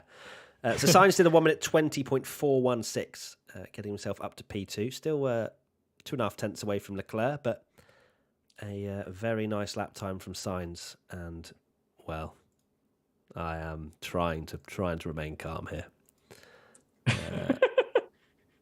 I love that we've done so many videos about like don't get too excited about testing, and it's like Ferrari. Literally day one. Yeah. Oh my god, it's happening. Yeah, I'm literally the office Michael meme. Scott. Yeah, I am Michael Scott right now. Oh my god, it's happening! It's happening, everybody. Yeah, sorry that you had to deal with my British bias there, everybody. I'm sorry for the Italian outfit of Charles Leclerc and Carlos Sainz, the Monegasque and Spanish driver. My British bias is really showing. I apologise. So that Red Bull looks cool with the number 1 on it. It's a thick one, isn't it? It's a thick boy. It is. He really wants to show that number 1 off. It almost doesn't even look like a number 1. It's so thick. Yeah. I'm not, I'll be honest, I'm not too, livery-wise, it's definitely taken a downgrade with not having the nice Red Bull font on the nose, and it definitely doesn't look as nice having those logos on. But like you say, they are bringing in some money, and if they are genuinely 8th on pace, they need that money to improve the car. But no, I think Red Bull's an interesting one because they put so much into last year as like we want, this is our chance. Yeah. We might never get this chance again to topple Mercedes, and they put so much into it. You just never know. You go back to 2009, was it, where you had that incredible title fight between Massa and Hamilton, and Ferrari and McLaren were absolutely dreadful the season afterwards when they did the rule changes. They were genuinely like fighting over 12th. Not to say that I think that Mercedes and Red Bull are gonna, be fighting for 12th. Certainly not. But when you're putting a lot into the championship fight, you're not going to be as good. Good stuff. So there's still nearly 20,000 of you watching. Big love. This is fantastic work. A lot of hype for Sainz being P2. So there is a Ferrari 1-2 at the moment. Yeah, this is stuff of dreams, isn't it, really? Just stop the season now. That is it. Like, 1 day of testing, that's all we need. A lot of people are saying it was 2008. That's what I said, 2008, the title, but the year afterwards was 2009 when they were rubbish. That's what I mean. Yeah. If I didn't explain that. But yeah, clearly, 2009. Everyone appears to be correcting you on the... Okay. Sorry. Yeah, so that was a muddled phrase then. But yeah, 2009 was the year where the regulations changed, and McLaren and Ferrari, who had previously won the title. I mean, Lewis Hamilton had won the world title for McLaren in his second year, and then was genuinely fighting for even a point. The McLaren was dreadful. Yeah, it was bad. Just wanted to tap in and touch on the poll we've just done, and 41% would rather have DRS. 34%. Has that gone up now? Yeah, 34% push to pass. 25% neither. People love DRS. I think there's a lot of polls in the world where you can so easily get caught up in the Twitter people complaining, and also like what people are growing up with. But I imagine, a lot of people just think DRS is quite good. Like, what's not to like that cars can overtake easier? But yeah, I'm not hugely sold. Could be better. I've just asked, because I just saw a comment in the chat asking about any update on McLaren. I've just questioned the race guys who are over in Barcelona. Apparently that's going to be the next post that they're going to be putting up on their live text update, which is good. Good to hear. Apparently that was going to be the next post, but then Sainz popped in P2. Lovely stuff. We do love a P2. That will update, by the way. The live timing will update eventually, guys. It's just that it's currently a bombardment of things going on, so it will update very shortly. Apologies for... And they have to do it. Yeah, exactly. We don't have live timing because like Formula One themselves aren't showing it or anything. So the info that the race have been given is that it was a minor problem that McLaren hasn't given details on yet, but it only stopped the car running briefly, and Norris has been back out adding more laps since then. So there we go. We've updated the live timing now, which is good. And Norris, 80 laps on the board, so he is back out there now. So yeah, Ferrari 1-2, McLaren, Mercedes, top 5. Let's have a look. We've got some more packages. Bottas has thrust himself up to P9 in that Alfa Romeo. 20 laps in, 1 minute 22.572. Sandbagging, clearly. I am actually really excited to see how Bottas does at Alfa Romeo. Yeah, especially in like qualifying and stuff. Yeah. Where he really, he excels. Because you've got to expect he will wipe the floor with Zhou. Like, you just have to think that. And if he does, people will be like, oh, Bottas is actually really good. And then they'll appreciate that going up against Hamilton is no easy feat. And Bottas is actually a pretty decent driver, at least pace-wise. We've already spoken about the racecraft, especially you, Tommy, with the headline on Bottas being the worst defensive driver ever in Formula One, which I really enjoyed. I mean, yeah, it was savage but funny. It was a joke. But yeah. So it'd be interesting to see, because you'd imagine that he will beat Zhou 23-0 in qualifying. That you can't think of anything else really when you compare the two experience. Indeed, yeah. It's like Bottas really excels at qualifying as well, and I wouldn't be surprised if we saw a Gasly Tsunoda situation where he's absolutely wiping the floor with him in qualifying. Yeah. Right, I need a toilet break. Chat away. Oh, do you want a new? Right, shall I give you a new picture before I go? Oh yes, please, a new picture, please. The founder, please. Which team? All right, chat. We've got 50 minutes to go until the end of first day of testing. What do you think? What team would you like to see? Let us know in the comments, and I will pick whatever I see first. First link in description, guys. What? I don't know what you're on about. It is right there. We've already shown Mercedes. The next one's Alpine. That's the first thing that I saw come up by Yash Parikh.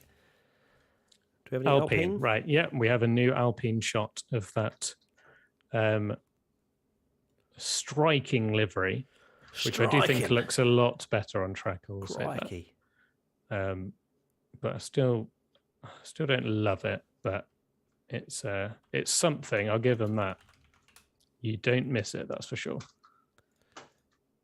And I like the fact that we've got the picture we shared of all the side-on cars as well. We've got back to a nice.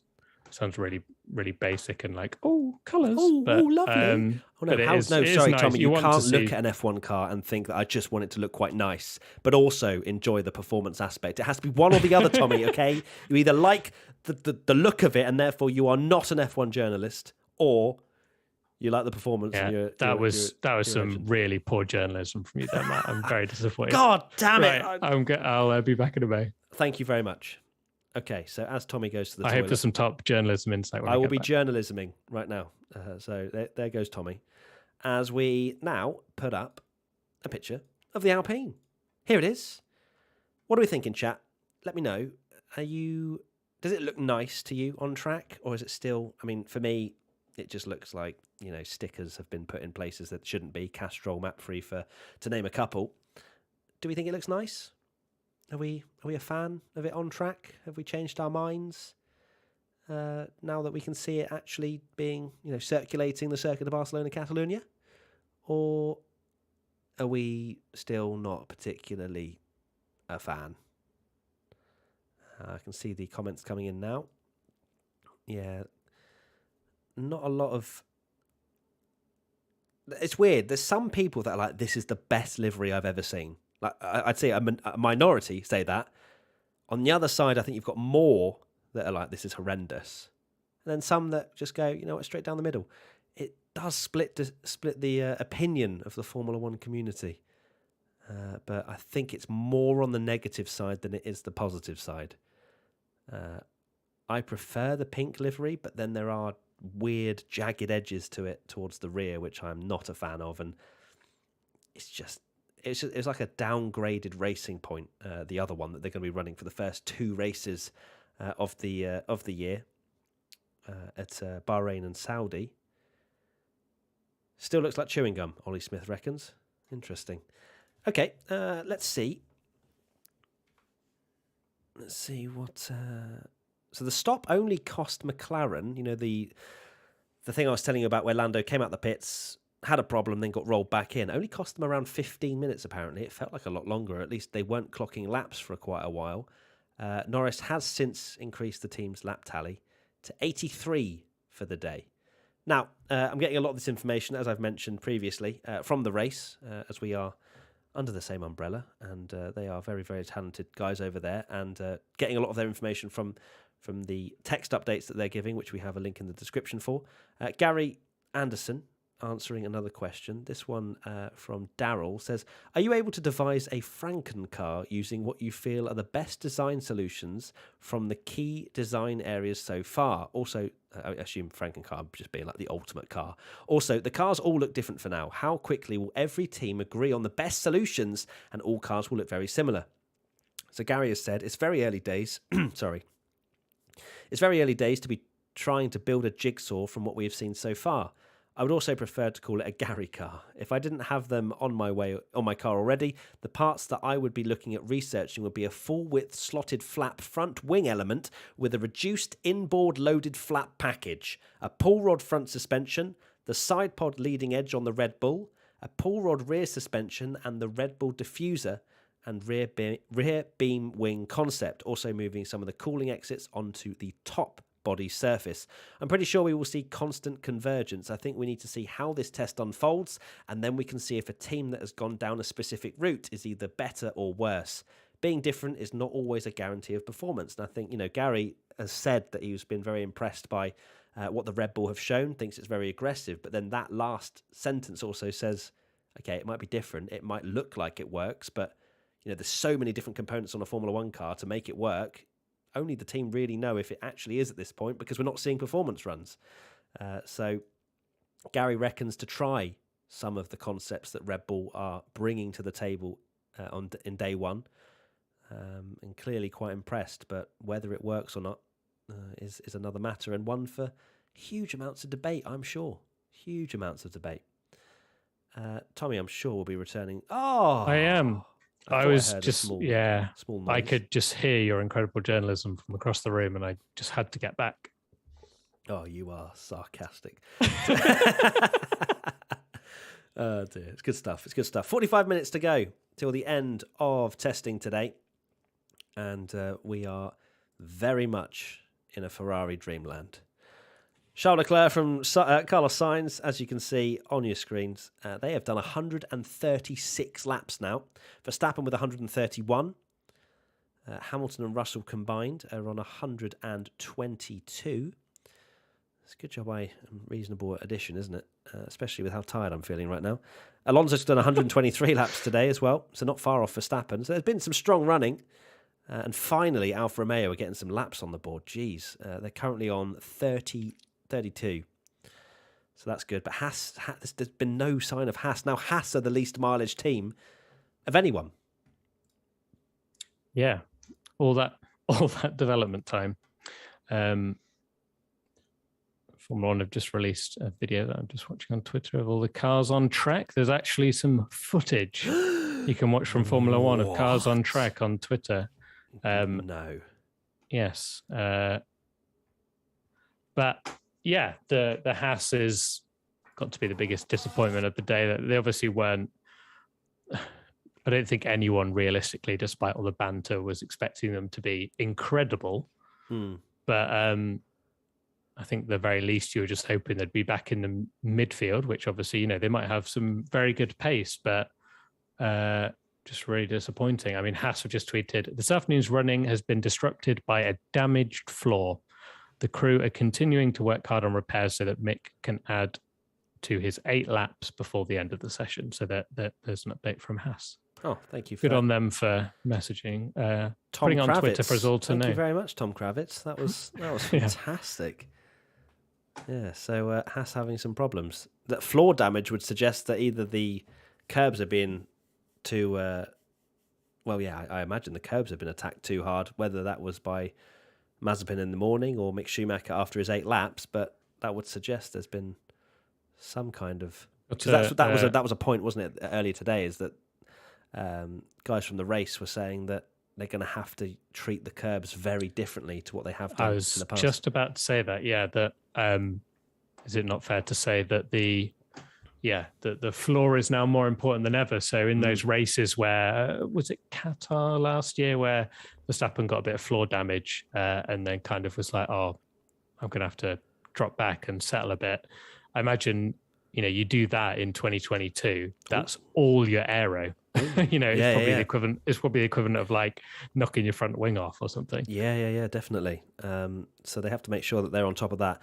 I've just seen a very cool image, Tommy, of the comparison between the AM and the PM of Red Bull. So this morning they had a completely different cooling package to what they have this afternoon. You can see that on the race live update. So I imagine that's an XPB image that we can use. So if we can grab that would be awesome to show everybody watching. Have you seen that? I can see it. What's the difference? You can see the side sort of, I don't know what you would, like mini gills. You can see just under Citrix. Oh yeah. I see. Yeah. So if you're able to get that for everybody watching, that'd be great. There's still 20,000 of you watching. Big love that you've still stuck around with us despite all the waffle. I hope you've had a good amount of syrup with that waffle, because it's been. I'd love a Stroop waffle right now. Oh, Stroop waffles! Give me those Zandvoort Stroop waffles. Oh, babe, yeah, that's what we need. I think for tomorrow we should demand 2 Stroop waffle machines, one for you, one for me, that we can continuously eat out of and keep the energy up. Because it's been awesome. It has been brilliant that you guys have been stopping by and saying hello. Please do subscribe if you are new. As you can see by the subscriber count, we are very close to 1 million subscribers. Where can you watch this? I've just seen 2 people back to back say that. Matthew Dark and Mark Terrells. You can't watch it anywhere. The closest you're going to get is right here, where we are feeding you as much information as we possibly can from everywhere. So yeah, thank you everybody again. As I say, I do continuously thank, but that's because we genuinely are really appreciative that this has done so well and that you guys have enjoyed it. It's been big old love, hasn't it, Tommy? Absolutely. I've loved it. It's been awesome. I've sent you that new Red Bull image where you can see. Thank you very much. Here we go. Right, so this is what we were talking about. The gills. Here we go. Boom. Have a look at that. That is quite different, isn't it? Quite different indeed. So clearly testing out a completely different cooling package there. And to see which is the most efficient, I'd imagine. Get some data and hopefully, for their sake, figure out which one's best. But yeah, that side pod's just a madness, isn't it? It really is. Yeah. It does look very strange. So I'm assuming that's not being stupid. Like, is that a planned change that they've immediately gone, hang on, we need to sort of like cool this down a bit and then hack into it. Right, I'm going to just go grab Frank. So I can hear Frank crying as always. I was thinking, like, could you hear him? Yeah, absolutely. You can hear him crying away. Oh, where's Tommy gone? Oh, Tommy, please hug me. I'd imagine with these cooling concepts, Rebel would have brought them anyway, just to see which one's the most efficient, and then probably decide by the end of today which one's best when they look through all the data. Of course, there will be a lot of time that these teams spend after the session ends, where they'll be debriefing with the drivers. These sessions are so important. I'd imagine it's a very long, late night for a lot of these members of the team. So there you go. That is the difference of the Red Bull. It's so cool to see completely different concepts. There's Frank. You can see him going in now, flying under Tommy's arm. And maybe we'll get Frank's thoughts as well. But yeah, it's great to see Frank. He is such a diva. It's an absolute disgrace. It's because my wife's like gets home around like 4:30 to 5 o'clock, and Frank just clearly something in his body clock. He knows like to like sit by the window. Yes, you do, don't you? Sit by the window. Get away. Such a wuss. Sit by the window and just bark at everything out the window until she gets home, thinking it's her. Oh, dearie me. What a guy. It's just so good. Right. So we have got 37 minutes to the end of day one testing, and I hope you guys stay all the way to the last minute, because you never know. It could become even better if a Ferrari 1-2. That's what I'm hoping for. You're going to really hate me this season, Tommy. Really going to despise me. But I will try and rein in my fanboying at certain times. There is some posting about Alonso finding time. We've got 6 cars on track right now, so expect there could be some updates as the end of the session approaches. Alonso is one of them and has improved to 10th on a 1-minute 22.622. So slightly more pace being shown by Alonso, but only top 10. Alban just been displaced by him with a 22.7. And it is an interesting one to see whether there be the likes of Haas going out again, because it's just not looking great, is it? Straight out the blocks. That's really poor for Haas to be. Yeah. I know it's obviously they say it's floor damage, but Mazepin didn't do many laps either. It's a bit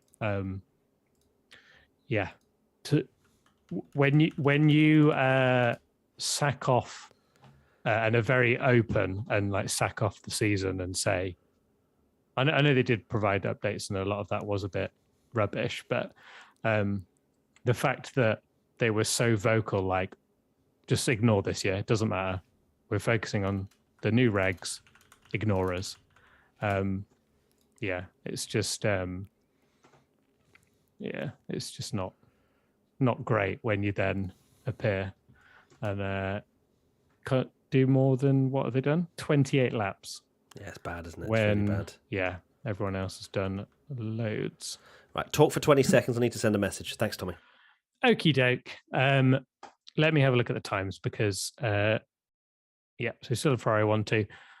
Norris's time is still up there then, ahead of the two Mercs. I know we shouldn't look too much into times. But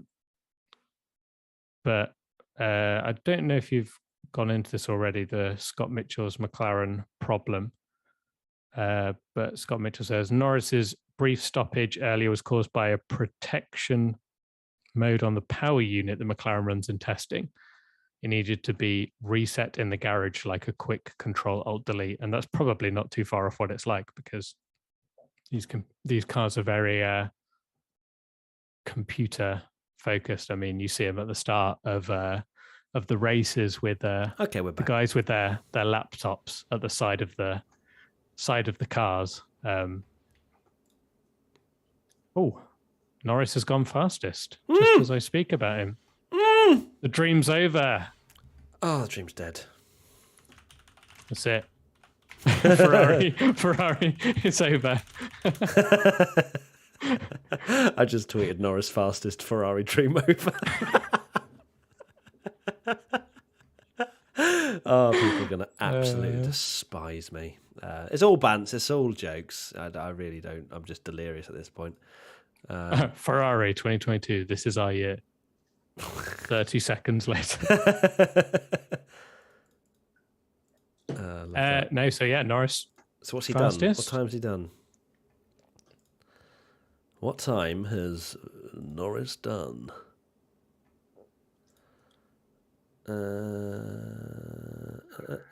Oh.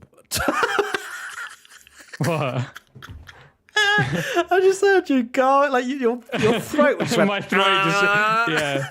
Did that come out on the mic really loud? Sorry. You were just there and you just went, Oh, that was like after a drink when you know when your throat makes a weird noise. So Norris has done a 1:19.951. We're into the 19s. Norris world champion. Into the 19s. Here we go. Everyone stay calm. Wow. Interesting. Okay, so Norris goes fastest. I mean, times are completely irrelevant. Nothing to be learnt here apart from on C4s. First lap on the C4s. Don't worry. Oh, we're okay. Don't worry. Okay. It's just quicker tires. Only Ferraris are still the best ever. Yeah, I was going to say times are irrelevant until I found out that there's a reason to believe that Ferrari are still fastest. There you go. C4s. I mean, that's basically 3 seconds in the pocket, isn't it? Like, geez, you can run around with that with those tires on. But yeah, there is obviously going to be some performance gain being on the C4s, and the first sub 1 minute 20 lap time we have seen. So both Ferraris did their lap time on the C3s. So interesting. We can't obviously we can't see anything. What? I've been watching this whole time, Tommy. What are you on about? Have you? Oh, give us the link.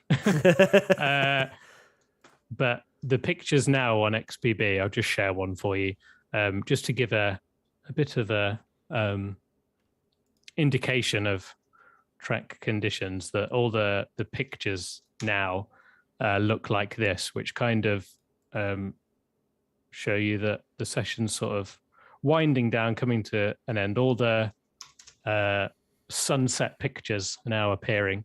Well, not sunset, but like dusk.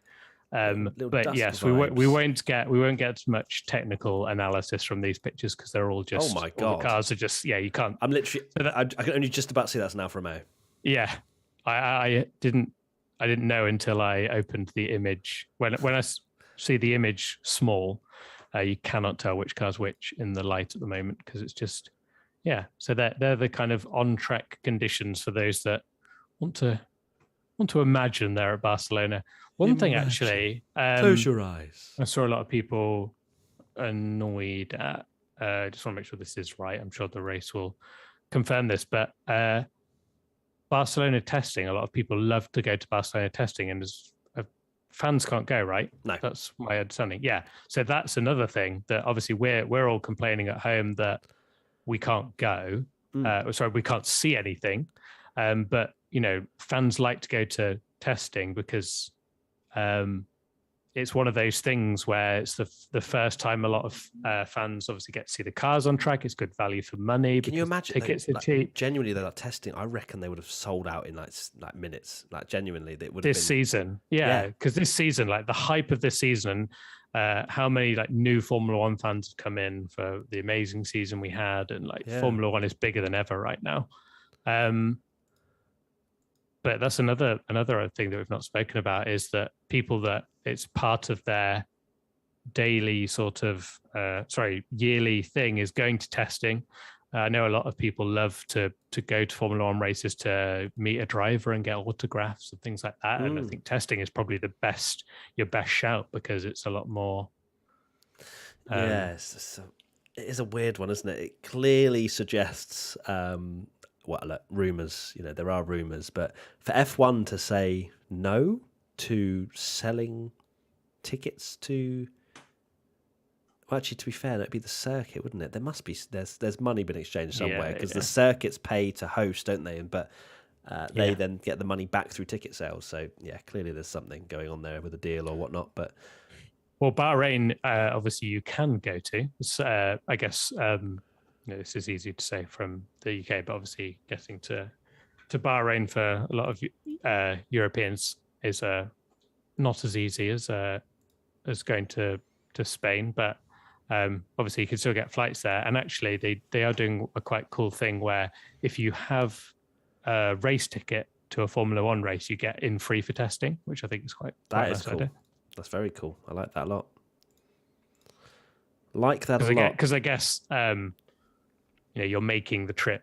It's quite expensive to probably get a flight to Bahrain, depending on where you are in the world. So, if you made the effort, then you can get in for free. Lovely stuff. Love to see it.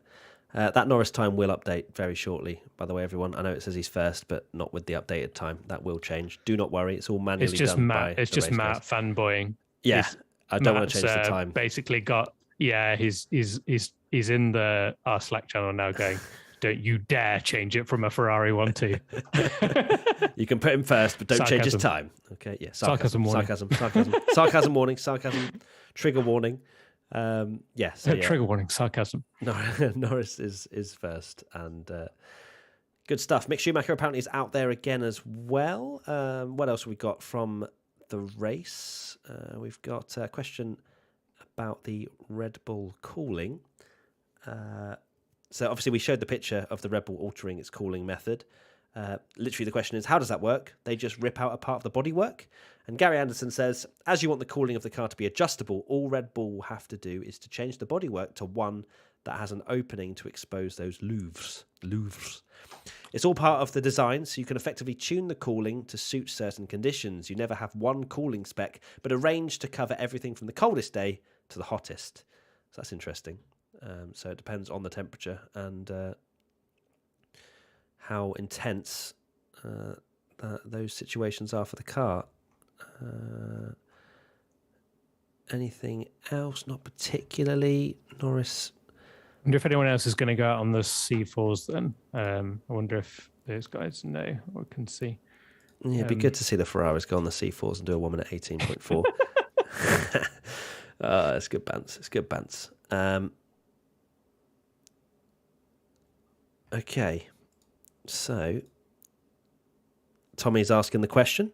Anyone else on the C4s, which we will get an answer for you very shortly to see if there might be some more rapid lap times coming our way in the last 25 minutes of this session. Haas back out. Haas is back out, finally. Yeah, Mick Schumacher in the car. Hopefully. The repairs are complete. Yeah, so for people wondering, C1 is the hardest compound of tyre. C5 is the softest. Then obviously, go C1, C2, C3, C4, C5.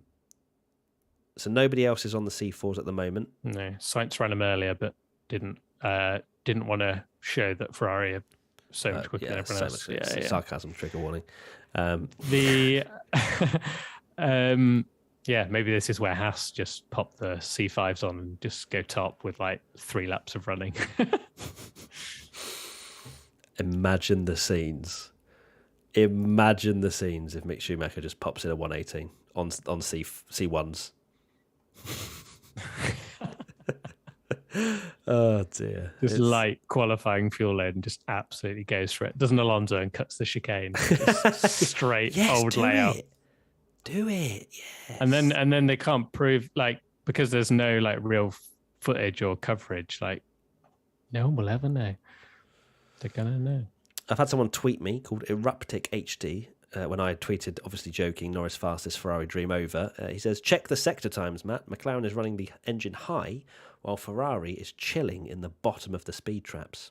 I'm not sure where they're getting that data from, but I will take it. Ferrari only in Twitter second expert. gear. We go live to our Twitter experts. No, but seriously, thank you. Right. Yeah, all the pictures now are just of the cars in pretty much darkness. So I'm just going back through to see if there's any. Yeah, let me change this image because this is dead. I'm going to go back to the Red Bull cooling comparison because that is quite cool to look at. So what we're saying are the big talking points of the day. I'd say Red Bull side pod. Red Bull side pods, Ferrari Alfa struggling, and Ferrari world champions confirmed. Yeah, Haas really struggling. Alfa also struggling. Have to say about the Red Bull aggressive side pod. The use of the DRS, especially on the Haas, looking DRS was a big shock. Yeah, looking very extreme with the way in which it sits. Ferrari, Mercedes, Red Bull, and Alpine all having brilliant amount of mileage. Verstappen on 138 laps, Alonso 131. Then you've got Mercedes sitting on 127. Hamilton doing less laps than what Russell did this morning. Russell did 77. Hamilton's only done 50 so far. Oh, Russell better then. Yeah, I mean, Russell 27 laps ahead of Hamilton. Make of that what you will. Yeah. There's the WTF1 headline. Yeah, that'd be such... Russell finishes 27 laps clear of Hamilton, first Mercedes. That is such a WTF1 headline. I think you should do it. It'd be hilarious. Just get Katie to trigger everyone. Yeah. Oh my god. How many quote tweets can we get from Team LH? I'm so here for that. I really am. Oh, that's amazing. Where are you getting the timings from? We're currently streaming it from the race.com, the-race.com, who are showing I say live timings, manually inputting the times and giving us updates as quickly as we possibly can because they are in the media centre in Barcelona. So that's awesome. So we are obviously 22 minutes remaining of the session now. Please do subscribe if you are new. It's been a pleasure to bring this whole live stream to you. Leave a like. We've got to hit that 10k again, please. Come on. We've been talking for 9 till 12, 8 till 12. We're pushing 8 hours. Now. 8 hours. We have been talking. Hours? Yeah. We've been talking for 7 hours and 40 minutes, and I've had an hour break maybe. I'm gonna, when you've just been sat in the same position for ages, and then you stand up, my legs are just gonna wobble, feel like jelly. Absolutely wobble. So please, if you appreciate the nearly 8 hours of talking, please give it this live stream a like and subscribe. As I say, if you're new, because we will be doing this tomorrow and Friday as well. And we haven't, to be fair, as much as I say it's been a really, really long day, it also has been incredibly fun. And I have genuinely enjoyed, interacting with you guys in the comments as well. It's been great. And, I haven't got bored of Tommy's voice just yet. So there we go. Thank you, everybody, for liking the video. We are at 10k now. That's amazing. Thank you so much. What have we got in these last 20 minutes? So Mick Schumacher is out there, as we've mentioned, in that good old Haas. Wonder if he'll be able to set a better lap time than a 1:23.0. Currently down in 12th. For those that can't see past 11th, we've got Schumacher in 12th with a 1 minute 23.009 with 12 laps run. Latifi in the Williams, 1 minute 23.379. C3, 66 laps run. Stroll, Aston Martin, 1 minute 23.699, C2 50 laps. Mazepin in the Haas, 1 minute 24.505 on the C2 tyre, 20 laps complete. And then Kubica in the Alfa Romeo, a 1 minute 25.909, C3 tyre, 9 laps completed. So that kind of rounds out the rest of the time so far. Another question, which are I'll read it out anyway, because for people that have maybe joined recently, there's been a question that's been sent to Scott Mitchell at the race. How representative do you think this first test will be? How much development do you foresee ahead of Bahrain? And will it be enough to spring some surprises there? Scott said, I think it will reveal more about who's in trouble, poor reliability, messy sessions, that sort of thing, than who is absolutely golden. Most teams are saying that any performance running will wait until the second half of the Bahrain test. There's so much to learn about these cars, and much of that correlation work will be done here. That will allow teams to focus their programs in Bahrain to start to understand the potential of their package, and that will include bringing updates. So if Ferrari top a session, though, I will have to disagree that we're not going to see performance running, because I feel like everybody would have performed to their highest degree if Ferrari are 1-2. Thank you. Thank you for coming to my Ferrari talk. Okay. Yeah, Guan Yu Zhou's driving tomorrow. Jorge, I imagine your name is pronounced. Yeah, so Zhou will be... Some teams, Katie, will do half and half each day. So, like a George will go in the morning and Lewis will go in the afternoon. Some teams will do one full day for one driver, one full day for the other driver, and then split the final day. It just depends. You don't have to do it any way you want to do it. For example, even Alfa Romeo, they will lose some time in the car for their own drivers because they had Kubica in at the beginning. But that's obviously a sponsor agreement that Kubica ran the Alfa Romeo this morning. So, yeah, they have to split their drivers because it's only one car that they're allowed to run at one time. So, there you go. Thoughts, Tommy? Thoughts is, yes, we're getting the fancy sunset pictures now as we're winding down. I will just put one in for everyone to admire. And shout out to XPB. Shout out to XPB, yeah, for the images that we've been getting. So that's another thing we'll be doing all day is inputting any images that we get from XPB who are in Barcelona. And it's been a brilliant thing to be able to bring you great photographers. All those shots. Yeah, great photographers. I can see the names on there. James Moy, Jamie Price, from what I've seen. Yeah, it's been really good. Because without them, this stream would have been would literally let's look be at Twitter. Yeah. So it's nice to be able to share some images for you. So what I'm going to try and do, for those wondering, if you've missed any of this, maybe you missed the morning or whatever, if I don't pass out from tiredness, doing a wrap-up video to put up later this evening on the WTF1 YouTube channel, basically summarising everything that's gone on in terms of big talking points, and fingers crossed we'll have that out sort of later this evening, but my editor hasn't actually responded, so... oh, no, he has. He said sure. Perfect. So there you go. Look forward to that. But yeah, we'll get that ready pretty much as soon as we possibly can. And yeah, we are now into the final 15 minutes. And we will then celebrate the first day of 2022 F1 testing done and dusted. Yeah, who do you reckon's... Ferrari. No, I was going to... Sorry, what were we going to say? Who do you reckon's more drained and tired and had the bigger workout? Verstappen doing 144 laps around Barcelona in a Formula One car, or us streaming for 8 hours? 100%.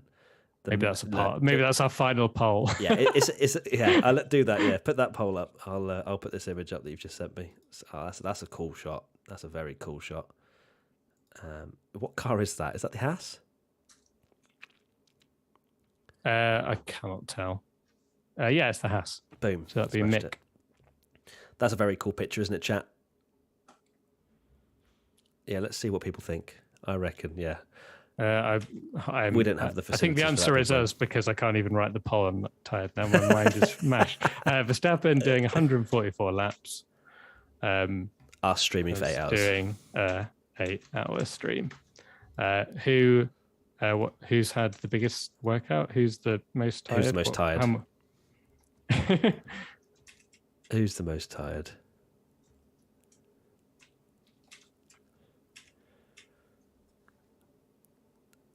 So Schumacher, that 1 minute 23.009, he's actually put in quite recently, and that's put the Haas into P12, which is a nice lap time, to be fair, considering he has only done 12 laps in that car, and that was on the C3 tyres.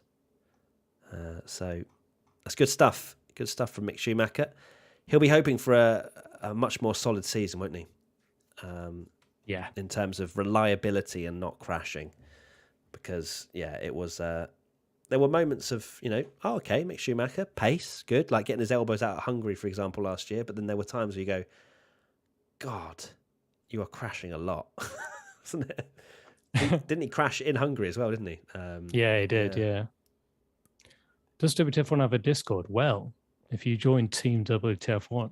Oh, yeah, good shout, actually. Let's speak about Team WTF1. So if you've been enjoying this, we launched Team WTF1 last year, which essentially gives you more exclusive access. We do live podcasts. Our essentially our most popular podcast that we do is obviously the post-race podcast that we release on Mondays. But you can watch it live. Sometimes we put the podcast on Tuesday, actually, if we do an F101 on Monday. But you can watch it live if you subscribe to Team WTF1. It's literally £2 a month. We do that. We do. You're able to sign up to the WTF1 Clubhouse at Silverstone, where you do. Obviously, I mentioned earlier about the camping. We do gaming experiences. So I'm setting up a gaming experience where. Well, I say an experience, it's an event where myself and 19 other Team WTF1 members are going to be racing on F1 2021. And there's going to be prizes and things on offer for whoever wins, and also probably for something else that doesn't require talent. So if you do want to find out more, just type in team. I think it's WTF1.com/Team WTF1. That's correct, isn't it? I'm pretty sure that's right. Yes. Yeah, or just search Team WTF1. I think it's in the description, maybe. Yes, it is actually. It is in the description. Yep, WTF1.com/Team WTF1. With lots of content, all kinds of stuff. We do Q&As as well, and answer your questions. So feel free to check that out if you want to. If not, no problem. Just make sure you've subscribed. That's free. So, yeah, good stuff. Thank you for reminding me on that one, Tommy. 12 minutes. 12 minutes until we are... Oh, wow. Wait, hold on. Lando's done a 19.5. Excuse me? Is that a typo? Is that a typo? Where's that? That's on the race live timings. What time is he on? I'm trying to see. It's updated as a 19.5, but I don't think it was that fast. But interesting. Norris. Yeah, on the C4 again. 19.5. Is that actually legit? Has he done a 19.5? Yeah, he's done a 19.5. Wow. We're seeing a final flow of activity with 12 minutes to go. Are we going to see some glory runs from people? Are we going to see drivers trying to get that headline at the end of the... Well, not Lando certainly is, that's for sure. Yeah. He could actually probably sneak into a century elapse if he continues on. He's got about 11 minutes to go, so... if he wanted to get a century and he's got enough fuel, then crack on. But yeah, 19.5 from Lando. That takes him 6/10 clear at the top of the two Ferraris, who have done 141 laps today. 134 laps for Alonso. 144 laps for Verstappen. It's good mileage. It's very good mileage today. It really is. Impressive. Sonoda's managed to do over 100 laps as well. 108. Yeah, for a new car that they've never got out properly. Very impressive.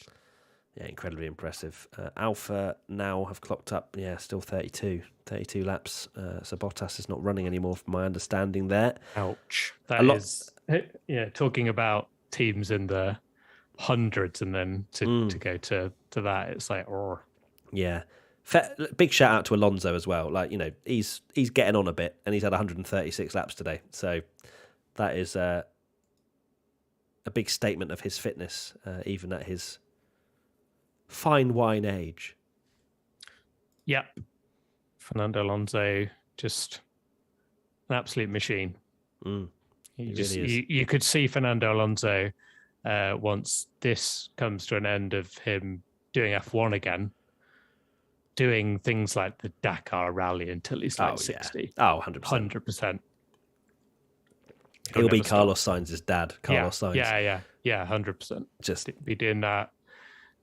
He'll probably try and do even if he's like 50, he'll want to do the Indy 500 again. Like, I love that. Yeah, about it's like a Alonso. Montoya as well, like how he just kind of Yeah. hangs around and He continues just to doesn't race. stop It's brilliant. racing. Yeah, that's good stuff. So Lando is at the top. We've got less than 10 minutes to go. Till the People end of day saying, one. where's Gasly? Did Perez not run any laps? So no, Verstappen's been in all day and Tsunoda's been in all day as well. But they'll have a day to themselves tomorrow where Perez and Gasly both run. As far as I'm aware, I think that schedule, and then they're splitting the last That's the day. schedule, and then they split the last day. Sorry. Oh my God, you scared the life out of me. I'm so sorry, everybody. I genuinely jumped. Again, Frank does not react well, Tommy's dog, to anyone being at the door. So, yeah, good stuff. Frank, he loves a bark. He really does. So, yeah, that is pretty much... well, I'd like to think there's going to be a few more lap times coming in by the end of... Well, when we hit 5 o'clock in 8 minutes' time. Because Norris is obviously out there. Alonso's improved to 8th.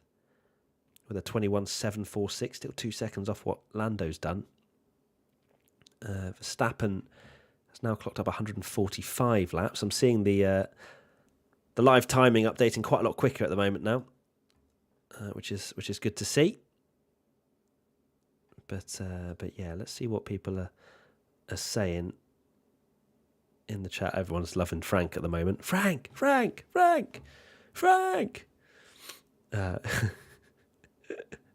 Yeah, Frank certainly woke us up. Sorry if the energy, by the way, has gone down a tiny bit in the last sort of half an hour.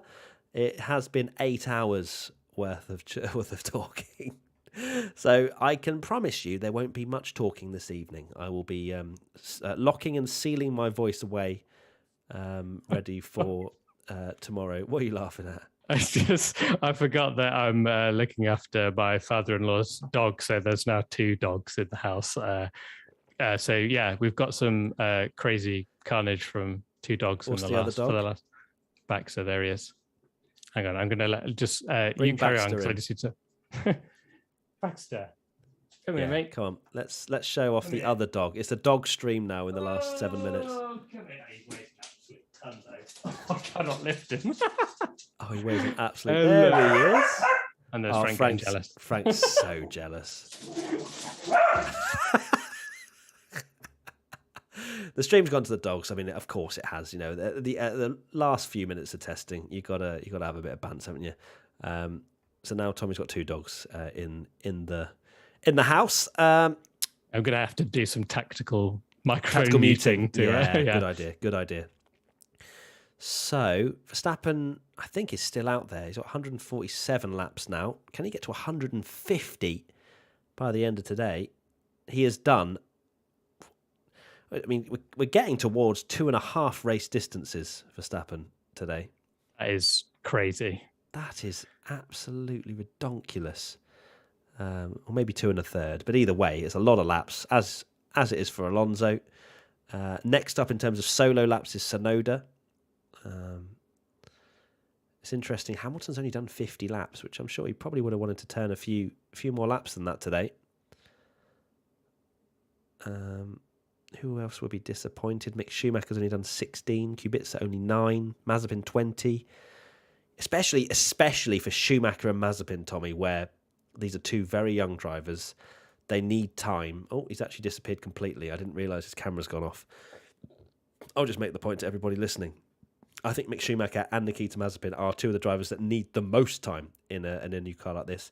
Mick Schumacher's already shown that he needs at least a year to get up to speed in whatever junior formula he's gone through. He's always taken a year to really speed up. And I guess for a lot of, when you actually look at it, Mick Schumacher probably feels like this is, again, a new sort of formula in a lot of ways because the car's going to behave very differently. So the Haas drivers need serious mileage if they're going to be able to, 1, learn the car, but then 2, learn how to then feedback what they need to the team. So the fact that they haven't done many laps, I think, it's really disappointing, as we have already said, but I'm just kind of hammering home, 2 young drivers, they need that experience under their belt in a new car. Tommy, you're muted. Hello, I'm back. Oh, there you go. It's all going off at the end of testing. Everyone's home. Everyone's home. Wire's home. It's been great. I've just Yeah. seen who comes to your house throughout the day. It's been lovely. Yeah. I feel like I'm some sort of Ring doorbell, and I just see inside your house, see everyone that's coming along and whatnot. It's great. So have we got anyone? Have we got anyone else doing a high speed run at the end, or? I will ask anyone. Oh, that's to you. We don't care about you. Sorry, Tommy. Anyone still out there with 4 minutes to go? I will just find out if there is anybody still circulating, maybe doing a lap before the end of the session. What about Joe? He's doing it tomorrow. He is circulating tomorrow. Apparently, I've just seen someone say 152 laps. Says slow button in the chat. Who's that for Max Verstappen. Wow, 152 laps. Well, we'll take that with a pinch of salt. I haven't actually seen it officially, but I'd imagine that would be a random number to pluck out if he wasn't telling the truth. So, just having a look on social media, seeing if there's any further updates. Yeah, so pretty good from Lando Norris, considering had a power unit issue earlier on in the day, which put them into a protective mode. And then went out there and set the fastest lap time by 0.6 of a second. The McLaren hype train has just arrived at the station. I wonder if many people will board it. Tommy is gone again because he's figuring out how to sort out the dogs. Can't believe he's making me fill at the last few minutes of an 8-hour stream. Well, not 8 hours, 4 hours and then 4 hours. I'm back. Here he is. Here we go, I'm back. Here he is once again. He's once again back. I have asked a question. 6 cars out on track right now. Norris, Sainz, Tsunoda, Alonso, Schumacher and Stroll. Just so you know. Come on, Yuki. Come on, the Yuki. Come on. I want a 114. Anyone looking like a push lap? Just ask the question, see what people say. At the race, who are there? Obviously don't have the sector times, but they do in the media centre. Amanullah says, I love you, WTF1. Actually said WFTF1. Thank you so much for this live stream. You are most welcome. I hope you have enjoyed it. It has been a pleasure bringing it to you. And we are 2 minutes away from not only ending the stream, but also 8 hours of talking. And somehow 18,000 of you are still here. Yeah. Thank you, I've just seen everybody. the concurrent viewers hasn't dipped below 18,000 since we got to it at about 1:45. That's absolute insanity. Amazing stuff. Yes, unbelievable. So, yeah, I can't believe it's the last minute. I've asked if there's anyone looking like a push lap, but I think they're busy out there probably doing actual work rather than answering my stupid questions. Norris is on 98 laps. Oh, come on. Come on, Lando. You can get to a century. Come on. We need it. Just for pure bants, if anything else. Yeah, that'd be really annoying if he just gets to 99. He might actually get to 99 because there's only 1 minute to go in the session, unless this hasn't updated as quickly as. Obviously, it's not going to be real time, so he might have had a lap or two under his belt. Not sure. Hold on. Chat. I've just seen Carlos Sainz has done 69 laps. Nice. Let's get the nice in the chat. We want all the nice. I want so many nice. Right, that's the end of the session. It's 5 p.m, which means it is checkered flag for pre-season F1 testing day 1, and it's a checkered flag for me straight into bed as well. Yeah, and clearly, Lando Norris gonna win the World Championship this year. So. Wow. Okay, you've really jumped straight off the Ferrari wagon and straight onto the McLaren one. Yeah, I think from testing, it's hard to know, but just from the initial chat, if I had to guess who's best, I would say it's between Ferrari and Merc. But that's just my opinion. But we shall see. We shall see. We don't know yet. That is it. So Lando Norris ends up, I was going to say on pole position for day 1 of testing. Lando gets pole for day one of testing. Yeah, it's been great to just try and get as much information to you guys. Thank you ever so much for joining us for this day one. We will return again. People are asking for internet special reactions. Are you kidding me? I've just been talking for 8 hours. Are you joking? But we will return tomorrow and Friday for live streams, just like we've done today, because I know you guys have really enjoyed it.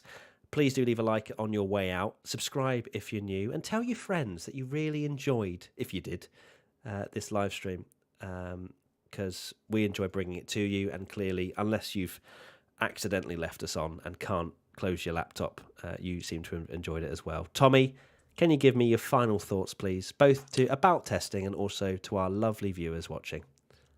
Yeah, thank you everyone that joined. It's been awesome. I think that is a nice summary of our audience. That there's a lot of chatter on Twitter beforehand whether should